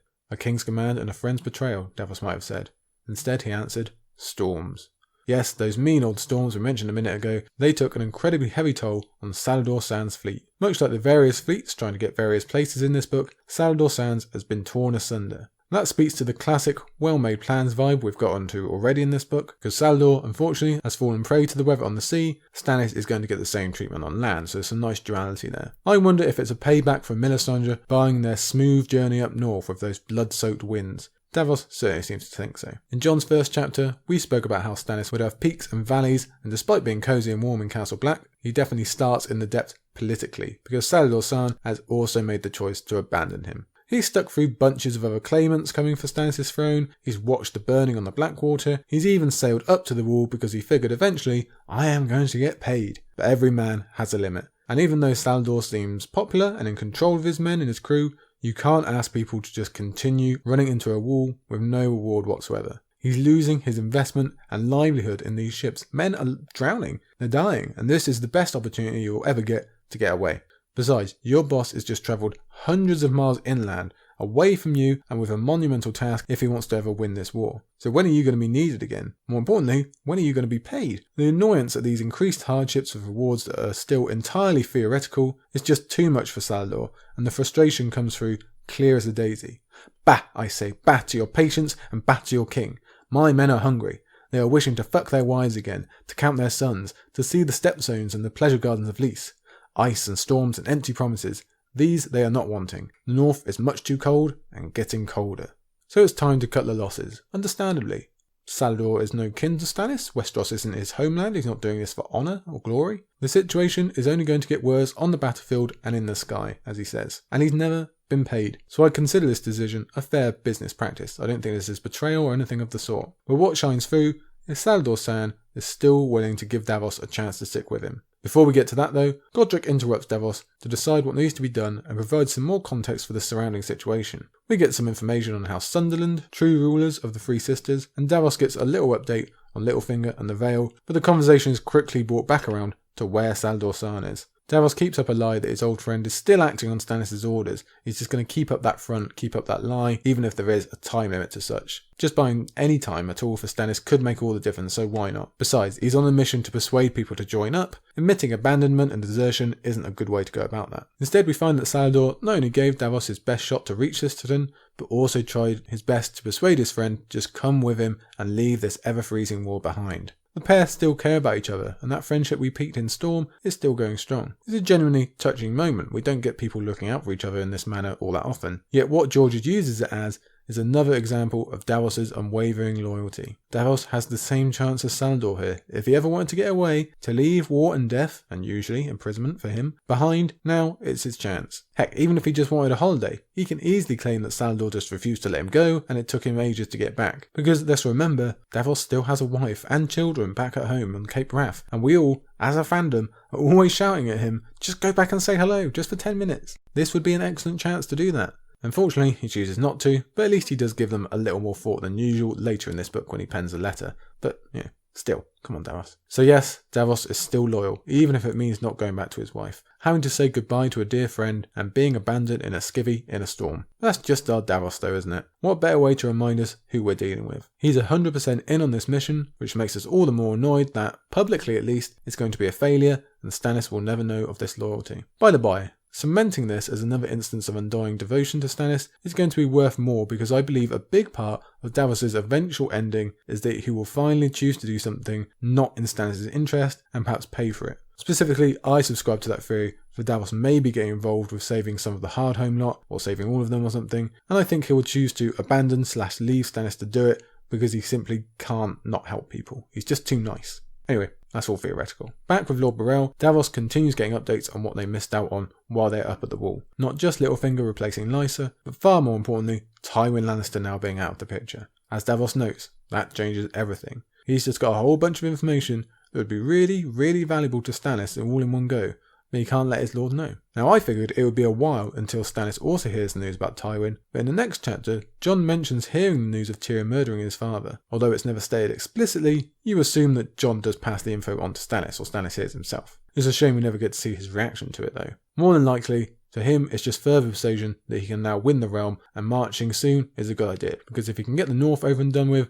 he's just got Tommen to deal with in his mind. We do have to wonder what the reaction would have been if Tywin had died before Stannis set sail for the north, if he was still on Dragonstone. You'd think that would mean Stannis assaults King's Landing again in the near future. He at least hangs around a lot longer, because the possibility of getting back in the game is now so much higher. Yeah, okay, maybe stuff is happening on the wall, but suddenly there's a great opportunity down here in the south. Sorry, they're going to have to look after themselves. He'd still be on much lower numbers than everyone else, but if he were to wait and watch Cersei do what she does with her opportunity, then like I say, I would assume another attempt on King's Landing, another large-scale attempt, comes very, very soon. He never comes north, and never helps with the wall, and Cersei probably yet has another problem to deal with in terms of wildlings flooding into the north, because I think they would have won. And yes, she would surely place the responsibility on Roose Bolton's shoulders, but that won't last forever, so Stannis' opportunity, that window, grows ever wider. Burrell keeps up with the connections to other storylines as he starts talking about the Blackfires and being dragged into one side of a war or the other. We can connect that to what Tyrion has been musing on lately. I think we'll see plenty of similar conundrums when the Targaryens do truly turn up. The main point of including Godric Burrell and his own conundrum is that everyone is up to something here. In the aftermath of war, with plenty more still to come in certain places, lords are all looking at their own situation and seeing how they can best save themselves. And it's hard to argue with that logic, given the devastation that's happened to many families. Like we've said before, if it can happen to the Starks, it can probably happen to you. So that's some key thematics for what we'll see. Godric wants to hide things. Wyman wants to hide things. Everyone who later gathers in Winterfell has their own agenda of some sort. This is what Davos and many other characters are going to have to put up with, wondering about motivations, allegiances, and always second guessing. This is just the Game of Thrones being played in a concentrated manner in this chapter. Everybody wants to look after themselves. So if we're wondering about the point of this chapter, perhaps it is simply this, that Godric equals Wyman. Davos is learning how to play these lords and that they have their own wants. We're just learning the blueprint here. We also get some guest right talking when Davos is finally allowed some food. That's an idea that's been built up to us very, very heavily in the previous 2 books, so you know we're going to pick up on it now. We can breathe happy, at least a little bit, even if we know Godric is still toying with the decision of what to do with this bedraggled man dropped into his lap. Do you use him to gain a step? Do you worry that his mere presence will drag you further into a war? Can you decide if there's a way you can gain plausible deniability on the whole thing? But Godric must be at least a little keen on Davos as a person and as a prospect, considering he's offering up his daughters for marriage. Davos casts his mind back to the burning of poor old Alistair Florent, his former cellmate. He doesn't go too far into gruesome details, thankfully, but he does remember the man had little dignity about him before the screaming started. That's a kind note from George, as Alistair was slightly lacking in dignity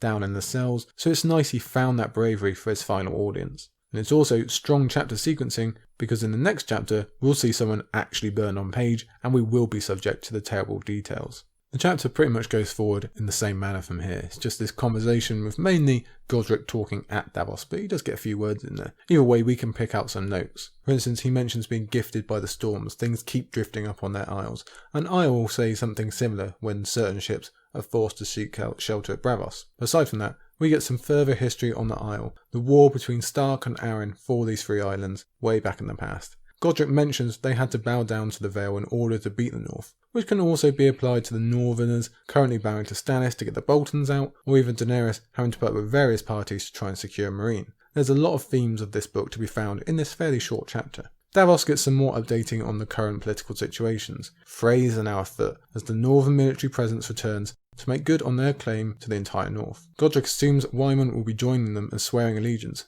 not just because of his need to prove the Manderleys as loyal Northmen, but because of the support coming up from the south to help Roose with that claim, therefore making Davos' mission a failure before it even starts. So this is really just a reminder of the 3 Freys that we'll get a much better look at later on, but the mere mention of the surname always has us salivating, especially after Feast when we saw a few of them get their comeuppance, so now we're hoping we'll get to see the same with these ones, even if they don't mean as much to us now. They're not particularly famous Freys, are they? Having said that, bringing up the name Rhaegar in a book and chapter where we wonder on the parentage of Jon Snow is always pretty striking. The news of the Freys and of Wyman's decision is a huge hit for Davos. Stannis has lost Salladhor Sand's fleet, Davos has lost his best friend, and now Stannis has lost a key piece of the North, all because of this decision. Davos wasn't even able to contend. He hasn't even been able to put his pitch forward. He's made a decision without knowing all the entrants. Hey, wait a minute, give me a chance. And there's several reasons for just how hard this is hitting Davos. The Manderleys are an incredibly important house on the political scene. Stannis would need it as a trading centre and an opening to the Narrow Sea if he does intend to rule the North at some point, or even to use it in this immediate war. And it would have been a huge boost to Stannis' savings as well, whereas now he'll have next to nothing. Still, Davos is not one for giving up no matter how bad the news, we know that about him. If there's any chance whatsoever, he can still get to the Manderleys and then still get them involved for Stannis, he's definitely going to take it. Doesn't matter what it's going to require from him, he will do it. All the while this is going off, Godric is still weighing up his options. Loyalty is a choice like never before. And again, he discusses what it feels like to be ruled over by certain people you didn't choose. He's again relating to the history of the 3 sisters. While he's on this little historical note, he also relates Stannis' personal history of the place. He came in many years ago and made Godric do justice, as he does like to do.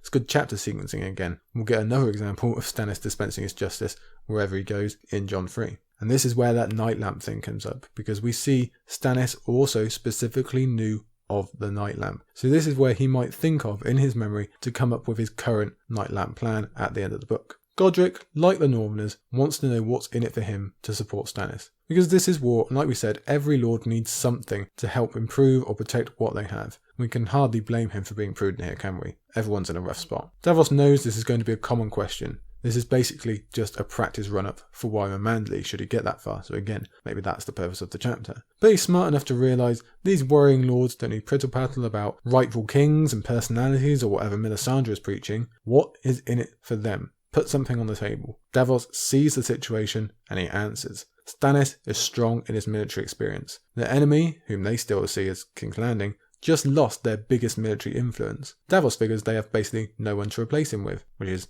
astoundingly accurate as a guess. He doesn't even know the half about how bad it is in King's Landing. So there's a great chance at Godric getting in on the ground floor and receiving some extra benefits for what is, for Godric, really, an incredibly minimal risk. So that's a pretty good answer from Davos, I think you'll agree. And here, this is where we get the quick Eddard Stark story, how his rebellion and future was nearly ended before it began. because he found himself in a very similar situation to Davos. In the end, it was only hearing about Robert's success that saved him, and Eddard's own surprisingly forward assertion that they had a chance to win, and if they did, it would benefit them very well. If not, just keep quiet and no one loses. Zero risk. Again, very similar situations. Davos sees the opportunity to use the same excuse and he runs with it, and it seems to work. Again, mostly just as a setting for Wyman Manderley. That's essentially what he'll do later on. He'll even go a step forward in that case. If Stannis loses, Wyman is the man who killed his hand, so he'll get an even bigger boost. Vice versa, if he wins, of course. Hey, I'm the guy who saved your hand, don't worry Stannis, I've got him here stashed away. So it works both ways. What I will say about the Eddard story is, did it actually make a difference to the Burrells? Ned did win, Robert did win, so they never got comeuppance from the Targaryens. Then the whole point is they would have claimed not to know anything, even if that did happen. We don't know if Ned ever sent some kind of recompense or reward for helping him out in this time of need, but maybe he did. Or maybe it just falls into what we said earlier about the history of the Three Sisters, and the Burrells just sympathise with a bit of rebellion of throwing off those who claim to own you. So again, I'm going to say this is still slightly confusing in its purpose. It is an interesting story about Ned, it does make us wonder, but it seems quick, yet it is very atmospheric. Perhaps it all just was too much to fit into Davos II, and you'd lose out on the Storm stuff as well. Really, the chapter is just usual course for Davos. You have to stay loyal to Stannis in all circumstances. You have to risk yourself a bit personally, and this time he also learns a little bit about playing the game. Yes, technically it's left on a cliffhanger. We don't know that Godric accepts this proposal from Davos, but we assume, because we're going to get more chapters from him, that it does work. Either way, it's the Davos that we missed for so long finally come back to us. And soon enough, he's going to basically do the exact same thing as in this chapter. He's going to come forward, he's going to stick as Stannis' man, ascertain that he will win the war, and go down with him if others don't agree. What can I do for you, Godric Burrell? Well, maybe I'll get you some rewards. What can I do for you, Wyman Manderley? Well, it turns out you can do a whole lot. A lot more than Davos even thinks. But we'll have to wait for that. That is coming a lot later. So yes, a bit of a confusing, I don't think it's fair to call that a classic chapter of Dance, but it has its merits. Either way, nice short simple one there. We'll move on to our next chapter of the day. It's got a lot of connections to that chapter we've just read. Yes, we're going back to the north, we're going back to Jon with Jon III. Here we reach several key moments all at once. If we thought Janos was big earlier on, well, this is something else. All in one chapter we have the burning of Mance Raider, apparently, wink wink nudge nudge. We have the first group of wildlings to peacefully come through the wall and kneel to Stannis, that really is huge. We have Bowen Marsh registering his complaints for the first time. A lot of questions about who's in charge, and what is a very, very sad ending to the whole thing. Jon seemed to win Jon II a bit. He wins some of this, even if he doesn't know it, but the ending of this chapter is most definitely a loss. More than any other chapter so far, this is an examination of the cost of leadership to the sense of self. The tough decisions, the inches you have to give to keep people happy, and kings as well. The times you have to stand up and say no, the second guessing and constant defence. And again, at the end, we will see the true, horrible cost of the kill the boy idea. We ended the last Jon chapter with an execution, and it looks like we're starting this Jon chapter just the same, as we see Mance brought out for the first time since the battle beneath the wall. He's ever present, he's always being talked about, but this is the first time we've actually seen him on page for ages. And yet, that's our first caveat straight away, because rereaders know we aren't actually looking at Mance at all. We're looking at Rattleshirt. For all the fan theories of this person is this person, and this person really didn't die when we thought they had, this is one George actually delivers on and manages to completely hoodwink us with. There's very little indication there is anything amiss here, and the reveal we get later really does come out of left field. So like we said in Davos, a key part of this early dance and the book in general is people masking their allegiances or even their identity. We had that in the Tyrion chapter as well. Mance himself is going to do it later on at Winterfell, so it's a further saying of that theme that we as rereaders get to look back on with a bit of a chuckle. Jon thinks he's suffering a loss here after his win at the end of Jon II when he got rid of Janos Slynt. That seems to pale now though, because he's also losing Mance. Jon's semi-friendliness or respect or whatever you want to call it in terms of his relationship with Mance aside, Jon believes he's losing an asset here, on top of everything else. Someone who knows what the remnants of the wildlings are likely to do. The best possible candidate to be able to bring them to terms with the wildlings and prevent another attack, while also getting the wildlings through the wall to safety, and the best possible source of knowledge on the haunted forest and apparently the others as well. The road will never be easy, but it might just be a bit easier with Mance on your side. Plus, the man was a hero of Ygritte for whatever that's worth. On top of all that, if he really is going to die, he's not being given to the Night's Watch to receive his proper death, as Jon just dealt to Janos Slynt, as Eddard Stark would have done to any traitor. That's how things are supposed to be.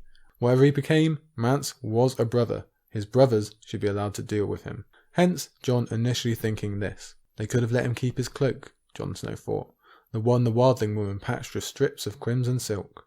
Part of that is a question of dignity. Whatever his crimes, this was a man who achieved unimaginable success in uniting the wildlings and leading them south. He says he's no king, but he's achieved more, far more, than most who wear a crown, so you could at least let him be warm in his final moments. Well, I guess he's going to be really, really warm in his actual final moments, but still. Leading him through with a horse is embarrassing and shameful enough. We'll also remember how key this cloak is to Mance's story. The cloaks in general are important to any member of the Night's Watch. They are the physical representation of what they signed up for, and this particular cloak is the symbol of why Mance decided to leave in the first place. So if this is the crime he's going to die for, then let's have the reason why on display as well. So yes, Jon thinks he's losing what we would call maybe an anti-friend, when in reality, he's actually got a great thing going in terms of getting rid of enemies. Janos first, Rowshirt now. He just doesn't know. We don't know, right now for first timers, but looking back, this is actually a pretty nice start for Jon, in some aspects anyway. Where it all falls down, as we were warned about in his conversation with Melisandre, is when Jon starts believing the enemies are all gone,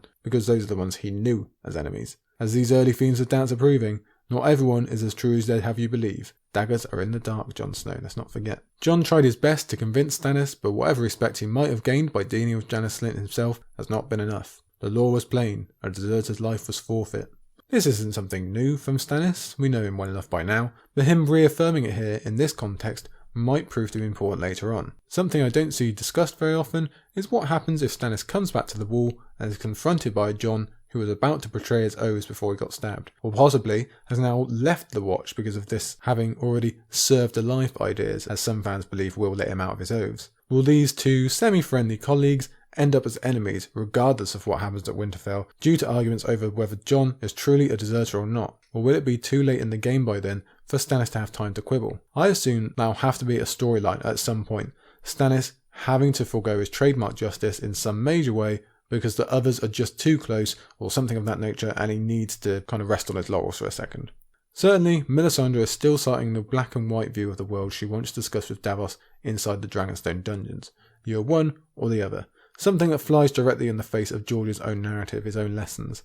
At some point, we're sure to see both Melisandre and Stannis falter on this point. From here, we waste no time. It's straight into what is sure to be a difficult scene. We haven't actually seen that much people burning. A lot of Melisandre's worst exploits have happened off-page, but even those we have witnessed have been nowhere near so major a character. And it's not just the fact that Mance is important, he's also a symbol to an entire people. What happens to him has far more political ripples than almost anybody, so we're already thinking this could go very bad depending on his reaction. Which makes it odd when Jon notes that he's smiling until he actually sees where he's supposed to be going. This is where the rereader can step in and start picking up clues of Rattleshirt obviously reacting to the sight of the fire and catching on, which is why he starts denying that he's the king, etc, etc, which unfortunately fits pretty well with the Mance we know, so that's no real help to Rattleshirt right now. It's worth thinking about how brutal a betrayal this is by Melisandre as well. She is certainly not joking around or to be taken lightly. We already know that, but Jon and the others on the wall are yet to learn. We'll wait until Jon actually finds out about the details of that burning later on to discuss it,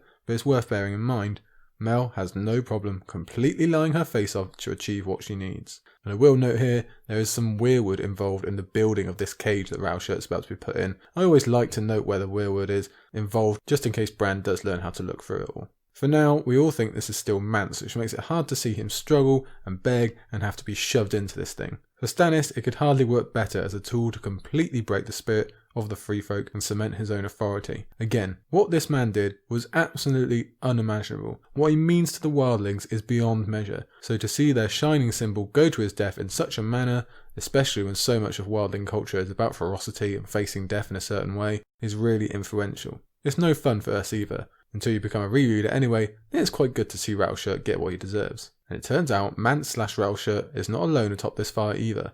We also have this giant horn of Droman, which we discussed so much back in Storm. Yes, while we're busy destroying symbols of this wildling migration, we might as well do this one as well. Let's get it into the mind of everyone. Your grand adventure is over. You failed. Your leader is about to burn. Your magic weapon is about to burn. The wall lives on, and so does the authority of Stannis Baratheon and the Night's Watch in total. You have no choice but to abandon these ideas. That's what Mel and Stannis are essentially saying here. You must agree with us, the wall must remain, and you must help in our mission of saving the world, so get on board. Speaking of this Horn of Joramun, both in Feast and Storm, we discussed its viability and the fact we know this is not the real deal, it's just a stand-in. In classic fashion, it's the non-fancy one you need to look for, the chipped one now thousands of miles south of Sam, and a bit too close to Euron for my liking. This one is just a fancy looking horn, so nothing at all about this fire is real, really, but as we'll see, that's very much what Melisandre is about. If the illusion serves the purpose, then get on with it. We'll have confirmation that the Horn of Jormungand was never found, not by wildlings anyway, when Jon talks with Tormund when the majority of the wildlings pass. Jon's a bit too preoccupied at that point to think about the horn and wonder if the real one is still out there, or even remember what he himself dug up. Like we said before though, this is sure to be of some importance at some point. Back to the propaganda then, because that is what this is. Like back on Dragonstone, it's a performance. When Stannis burned his hand during that rubbish production of drawing Lightbringer from the fire, it worked. It got a lot of lords on board. Let's do the same now and pull double time by convincing these wildlings and these black crows as well. It's going to work. Stannis has established his dominance. The majority of wildlings have never seen anything so sophisticated as these ruins of Castle Black, let alone the organisation and power of a king. And as Jon notes, all were ragged and half-starved. Wildlings, the Seven Kingdoms called them. They named themselves the Free Folk. They look neither wild nor free, only hungry, frightened, numb. People are generally a lot quicker to accept new ideas when they are in these types of conditions. Now is a great time to present the idea of Azor Ahai and see how many people are willing to agree when you've also got a soup bowl in your hand. Mel does know her PR, we've got to give it to her. Proud as the wildlings are, this is going to be successful in at least some aspects. Jon takes a moment to compare these two teammates, Stannis and Melisandre, as well as their differences. He seems so colourless and cold, especially next to the beautiful Val. And note again, please, the colour blue being associated with Stannis' eyes as we've seen before, perhaps giving hints on what side he's eventually going to end up on. Then we have the opposite in Melisandre, all red and fire and power. She doesn't even need a crown to assert her authority. Assert it she does now, as she does a bit of show magic and makes the horn burst into flames all at once. Green and yellow fire, it says. Well, yellow fire makes sense, but green, that's obviously meant to make the crowd believe some magic is involved here. Whereas we'll find out later, she just has special powders for each colour. It's always fun to me to imagine she uses just a drip of wildfire, although that's probably a bad idea. As expected, the wildlings feel this one deep. This was their backup. At one point, it seemed like they'd be able to defeat the wall the old-fashioned way and simply kill their way through it. But they always had the horn as backup, according to Mance. If they really needed to, this whole wall would come down and they'd be able to escape to safety. It was likely a huge bargaining chip in persuading all these different groups to journey south with him. And it's such an ultimate game changer, obviously. Even with the defeat by Stannis and being in blockades, etc., all they needed was one blow on that horn, apparently, to still bring down the wall and change everything. But now, as Jon says, that hope is gone. Interestingly, the runes on the horn seem to shimmer in the air as it burns. Now, our fandom has talked a lot about the possibility of runes actually having some real magical capability. So who knows, maybe this horn did have some kind of power, just not the one that was advertised. For all we know, it's another dragon binder, and we can all be glad this burnt, hooray. Rattleshirt has obviously seen what's going on, knows it's about to be him, and loses it. Again, the specific words George uses make so much more sense after the fact. Treachery and witchery, that's what he's shouting about. You can pass by that easily enough when you think it's Mance, because a man about to be burned will shout anything, but later we'll learn specifically why these words are used. Melisandre does not mess around. Again, it really works in her and Stannis' favour. The man the wildlings all trusted to lead them, and the one they uprooted their lives for, has just denied them all. Rattleshirt would do that because he cares about Rattleshirt.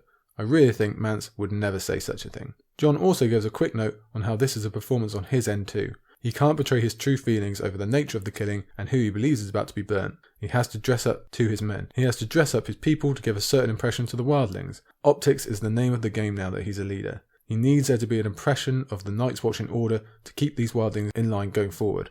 Look how strong we are. Look what strong friends we have. Don't mess around. From there, the description of what happens in the cage becomes incredibly uncomfortable, even with the knowledge it's Rattleshirt. It is truly, truly a cruel way to die, and it's very hard to condemn anyone to such. Instead of thinking on what Mance has done to deserve it, or focus on these horrible images, Jon chooses to think back on something beautiful Mance gave to the world. His singing voice. Then he looks to Val and sees that wildling strength in her, the same that he saw in Ygritte. It makes him think, the women are the strong ones. Hell yes they are, Jon, and if it seems familiar that I say that, it's because I have before. This inner thought is the exact same as, of all people, Ares Oakheart. He had the same thought down in Dawn when thinking about Myrcella. He was right down there, Jon is correct up here. Unfortunately, that has him worrying about Gilly, about whether she and the others survived as those pesky storms raise their head again, and that's when Jon makes his move. I'll read it to you at length here. Jon Snow had seen enough. Now, he said. Olmer of the Kingswood jammed his spear into the ground, unslung his bow, and slipped a black arrow from his quiver. Sweet Donal Hill threw back his hood to do the same. Garth Greyfeather and Bearded Ben knocked shafts, bent their bows, loosed. One arrow took Mance Rayder in the chest, one in the gut, one in the throat. The fourth struck one of the cage's wooden bars and quivered for an instant before catching fire. A woman's sob echoed off the wall as the wildling king slid bonelessly to the floor of his cage, wreathed in fire. And now his watch is done, Jon murmured softly.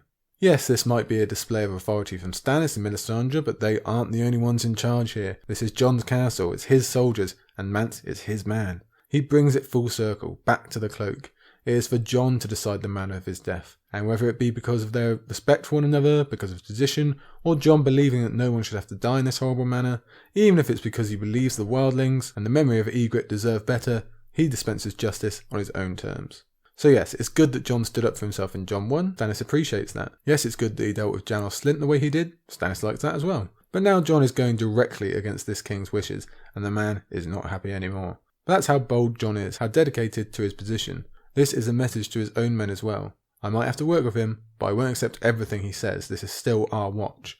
Now that's key for later on in the chapter, so just remember that theme there. Not that this is known to Jon, but imagine how much trouble he would have been in if Stannis believed this was for the purpose of King's blood again. He's fairly convinced of its uses by now, so if he'd been led to believe this burning was required for his own success, he might have come down a lot harder on Jon. Of course, Mel didn't tout it as such, knowing what she knows, so Jon escapes there. But it also reminds you, Melisandre didn't just lie to Rattleshirt, but to Stannis as well. At least that's what I thought. When I reread this chapter, that was what I was pretty sure of, but now that I think about it and having checked on the internet a little bit, seems like there's a fairly common agreement that Stannis did know what was going on with Mance.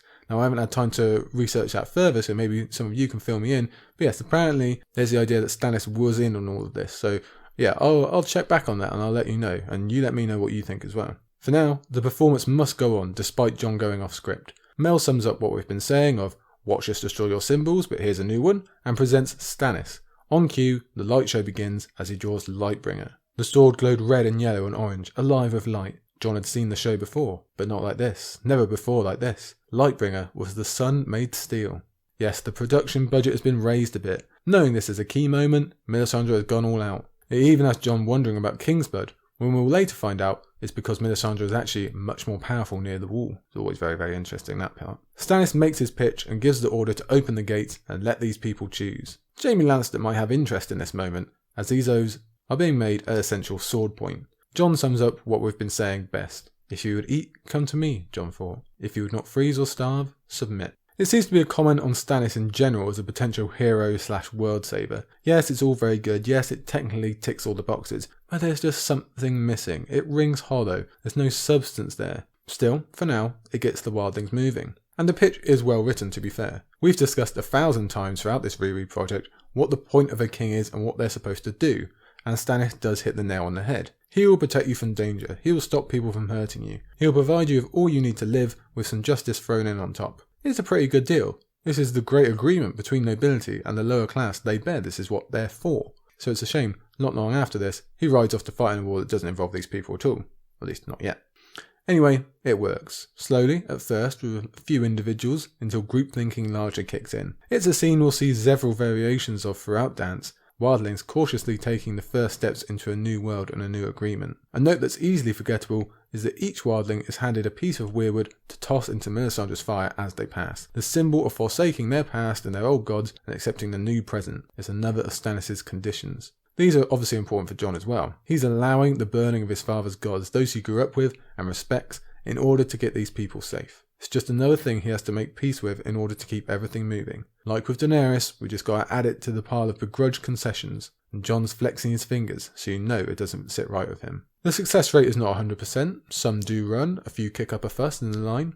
Those who run might well be coming back with Tormund anyway, but it's a very small amount regardless, the majority do follow through. As well as the general crowd, Jon picks out some of the specific names and leaders. There's Sigorn, the new Magnar of Fen, who will receive his own mini-storyline later on. Hilariously, we see Rattleshirt come along, with Jon thinking about how much he hates him. There's the son of Alfin Crowkiller and the brother to Harmer Dogshead. All of them kneel, not realising Mance has been persuaded to do the same next to them, and they all go through. Yes, this gate gets a hell of a lot of use throughout this book. I really do hope someone is oiling the hinges. Jon has prepped the far side with food and clothes, although he actually gives the credit to Stannis. The wildlings will have places to sleep and fire to keep them warm. For some of them, it must seem a complete luxury considering where they've just come from. For many more, this will actually be life-saving. And yet, Jon does not know if that'll be enough. Fine, I'll burn your weirwood and eat your soup, but if a chance comes to take you down and avenge that burning you just made me watch, I might just take it. Jon fought in the battle for Castle Black. He commanded against the assault on the wall. He knows they've just put themselves in the exact same situation of having wildlings in front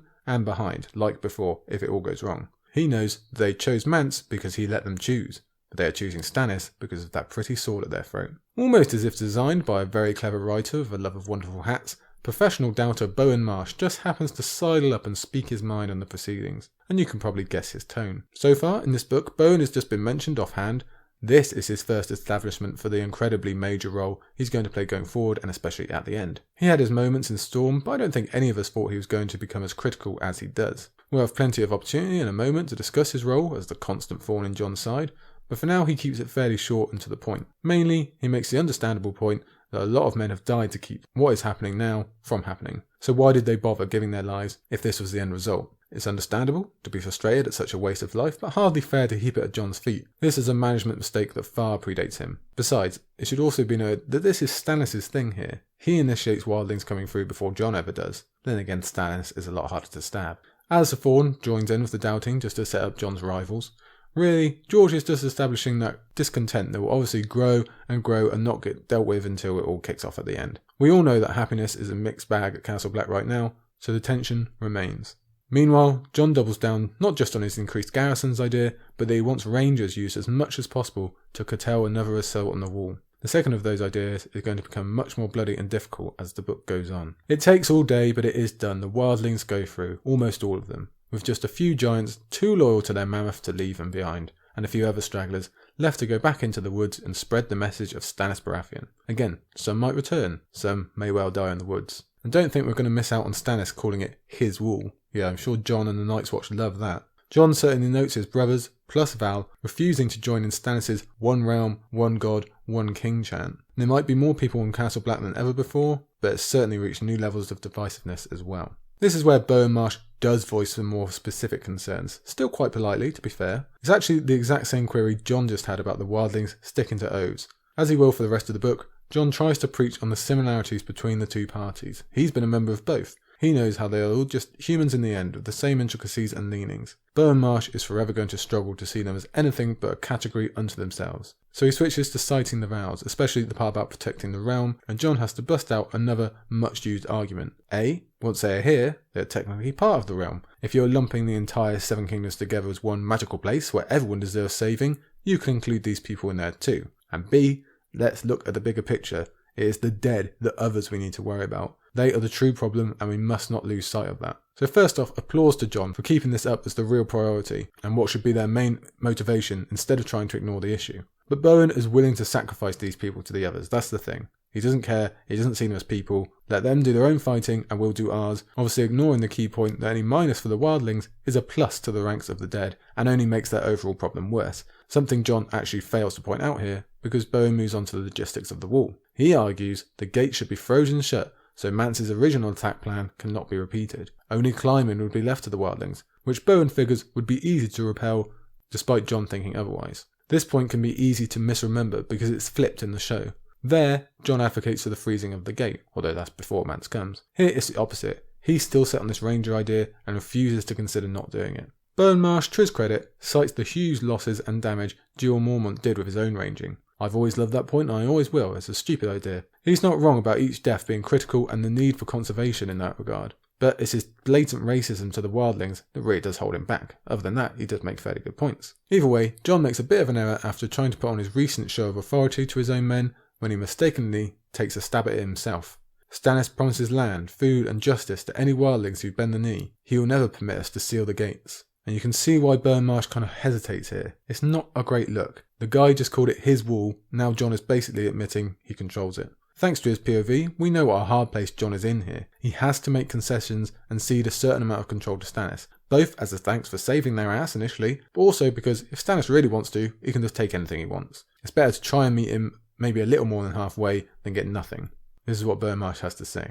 Lord Snow, I'm not one to bear tales, but there has been talk that you're becoming too friendly with Lord Stannis. Some even suggest that you are, a rebel and a turncloak, aye, and a bastard and a warg as well, Jon thought. Janos Slynt might be gone, but his lies lingered. I know what they say. Now in my opinion, Jon is a tad too defensive here. He's carrying the arguments and unfair accusations of Storm with him still, when I'm not sure Bowen was making that point at all. He was warning that Jon is getting too close to Stannis and it doesn't look great, which is at least half true. Jon explains his position and how few his options are, but Bowen then expands the field of their conversation to the national war instead, and that Stannis might be doomed on the general playing board. I think he would have had better success if he'd just stuck to talking about the optics within Castle Black, but never mind. This is where we hear about the Tywin news, and Jon spares a few seconds to think of the Tyrion who tried to help him out about 1,000,000 years ago, now apparently murdering his father. Jon and Bowen barter about who will support Stannis or the Iron Throne, but it's all just conjecture really. Rereaders know it's a non-starter. Stannis will never come into conflict with the Iron Throne, not truly, and hardly anyone down south spares a thought for what the Wall is doing. Cersei might make a few wild claims because it fits her narrative anyway, but it doesn't come to anything. Jon finishes the conversation, promising Bowen he will think on what he said. Unfortunately, that seems like a bit of a platitude that goes unfulfilled. Forget the larger picture of the Seven Kingdoms stuff, but at least consider the optics thing. It's a shame Bowen doesn't get listened to here. Maybe if he had, he wouldn't go down the path he does,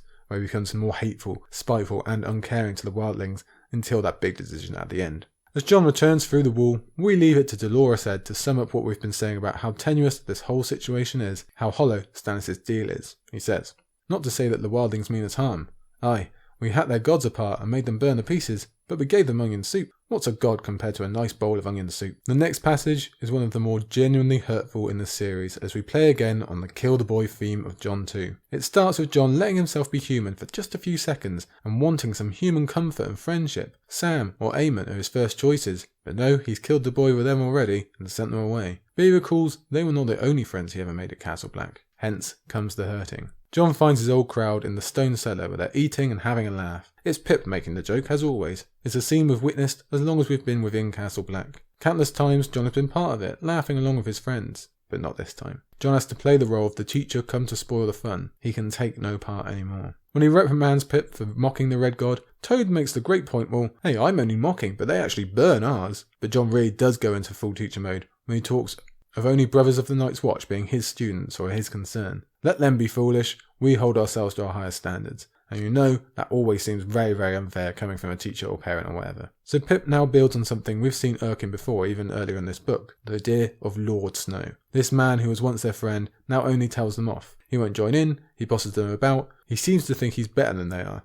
Of course, that's completely unfair on Jon. He didn't ask for any of this, he doesn't think he's better than them, but you can see where Pip and the others are coming from. They only want to be with their friend and laugh like the old times. Leave it to confirmed best character ever Gren to try and make a bridge. He doesn't involve himself in the arguments, just asks that Jon sits with them. That's it. And that's where the pain comes in. Jon wanted nothing more. No, he had to tell himself. Those days are gone. The realization twisted in his belly like a knife. They had chosen him to rule. The war was his, and their lives were his as well. The Lord may love the men that he commands, he could hear his Lord Father saying, but he cannot be a friend to them. One day he may need to sit in judgment on them, or send them forth to die. Another day, the Lord Commander lied. Yep. That one gets us, definitely pain. It hits us also deeply because this is all we want for Jon. He's already been through unimaginable hardships and he's got plenty more coming, unfortunately. Don't make your life worse than it has to be, Jon. Take what joys you can. We watched him make these friends, grow with them, laugh with them, fight beside them. Every man there is lucky to be alive. Don't waste it away now you've got it. But he can't, because he wishes to protect them and make good on the votes that they cast. He has to be alone at the top, joyless and friendless, because that's what's best for them, he believes. It is the ultimate leader move. And let's just remember how old he is when he's making this decision. How many of us could do that?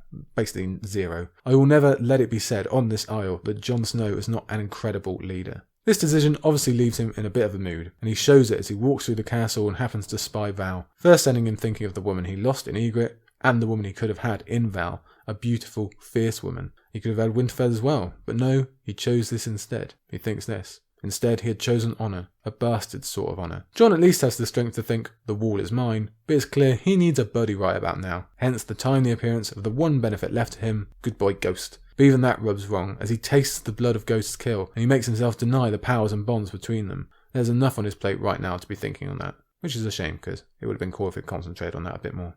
Jon continues his tour by having a quick drink with old Clydas, who essentially has to serve as an Aemon fill-in in more ways than one, as Jon sounds off his doubts about Lightbringer's heat. He's obviously been reading the Jade Compendium that Aemon left him, given this sudden knowledge he has on the history of Azor Ahai. He never definitively states that Stannis' cold swords is an issue or the whole story is fake or anything, but he's clearly left wondering, and George is again hammering that point home to us as he has in previous books. Clydas also proves the truth of what we said at the beginning, that Queen's men are already spreading the story of Mance dying a coward. That's about all Jon gets from Clydas though, as he returns to the night, just him and Ghost alone. The loneliness is just as present in his own runes as George switches writing technique slightly. Now come several short sentences in a row, all straightforward descriptions of Jon doing a task. Hanging his coat on a peg, taking his gloves off. It's all meant to show us that this is a man at work, getting on with a task that weighs heavy. Yes, it is certainly very weighty for us as Jon writes some letters. He sends Howden and Toad to the Shadow Tower. Gren and Pip to Eastwatch. Damn.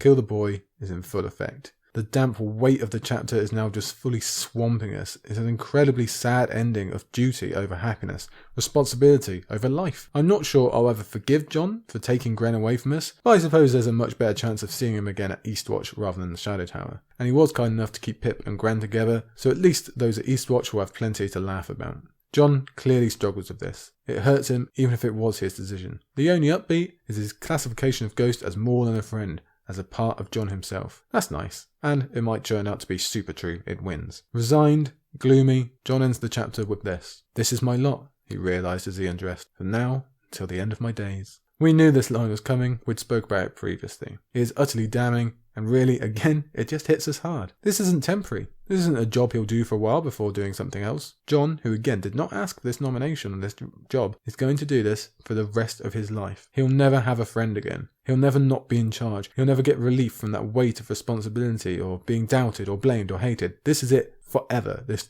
crushing darkness. This isn't what he dreamed as a child, not even as a signee for the Night's Watch. It's awful. And we'd be foolish to think this doesn't play into the end of the book, and perhaps the Jon we'll meet in wins. Like with Dany, Jon will give and give and give all through this book while only getting more blame and stress back. The boil will bubble and rise until he snaps and does something that he wants finally, which is when the chaos breaks out. That is all linked to this moment. He's doing all the sacrificing, all the being alone, and it's got him nowhere. In Wind, he may well look at it as what got him stabbed. So will he look back on this as a mistake and go the other way? Maybe he'll collect a little Jon pack of loyal friends, that should be cool. Or will he stay as this? Well, I hope not. It's a damn solemn note to close on, but it's effective. There's peak emotion from George here. It doesn't have to be fast-paced or action or a reveal. This is constant crushing tedium, a wave of loneliness, and let's face it, despair. And yet, Jon does not waver. He doesn't mope. Well, no more than usual anyway. For the rest of the book, he just gets on with the job. Why? Because thanks to the lessons of Eddard Stark and many others here at the Wall, Jon is one of the very best leaders we ever see in the series. And I do not think it's a surprise that next week we start with Dany. Yes, we're linking those two and their dual roles of responsibility and what it costs them. So perhaps some similar themes to be found next week. Of course, we can always make those links between Jon and Dany, but as you can see, we're going very, very heavy already in this third part of the book. Well, this third part of our reread anyway. So let's talk about next week because, well, I'm sure you've heard by now, we're going big. It's 5 chapters next week. Yeah, big gulp. You've seen how long these episodes are already with, well, just for 3 chapters in part 1, but also for the last 2 with 4 chapters. So yeah, be prepared. Carve out some time if I were you. I ain't going to have to. As I just mentioned, we finally get back to Daenerys with Daenerys 2. It's been a little while. Unfortunately, things haven't changed much in Meereen, and we get some extra questions with the return of Quaithe. Like this week, we have another first chapter, new arc beginning. This time it's someone we've not seen for even longer. The longest. We have Reek next week, Theon 1. So you know there's going to be a lot to discuss about that whole arc, Theon's place within Dance, and the many, many heavy themes and symbolism that are linking back to Clash and everything. We're going to have to talk a lot about that. From there we move to Bran 2, already 2/3 of the way through Bran's arc unfortunately, and a very important chapter.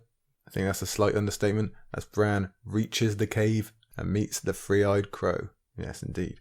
On the slightly lighter side we'll then have Tyrion IV. He's living his boat life, he's getting to know the crew of the Shy Maid. He's basically just figuring that kind of life out. He quite likes it, so that'll be interesting. We get a little bit of a better look at some of these characters. And then we'll be finishing back with someone we've had today. It's Davos again. Aren't we lucky? Back-to-back weeks with Davos, and he has reached White Harbour. So we get our first look at that city and quite a lot of updates on how this Northern War is going to shape. Because so far in Dance, to be fair, that plot thread really hasn't come through. A little bit with Stannis, but not much. We've got no idea how much that's just going to explode later in the book. Bolton's versus Stannis and everyone else involved as well. So a lot to get to. I think you'll find. Like I said, good luck guessing who has the most airtime next week. Like I said earlier, get involved, let us know about your comics and what you're reading. We always like to chit chat. Have a look at our Patreon if you want to. There's more and more things going. We're trying to make a real push at the moment. We've had some new people join, so that's wonderful. Thank you. Thank you all for listening. Make sure you're always keeping up with Valor Redis on Sundays. I know you are. And we will be back next time with part 4. Thanks everybody. See you then.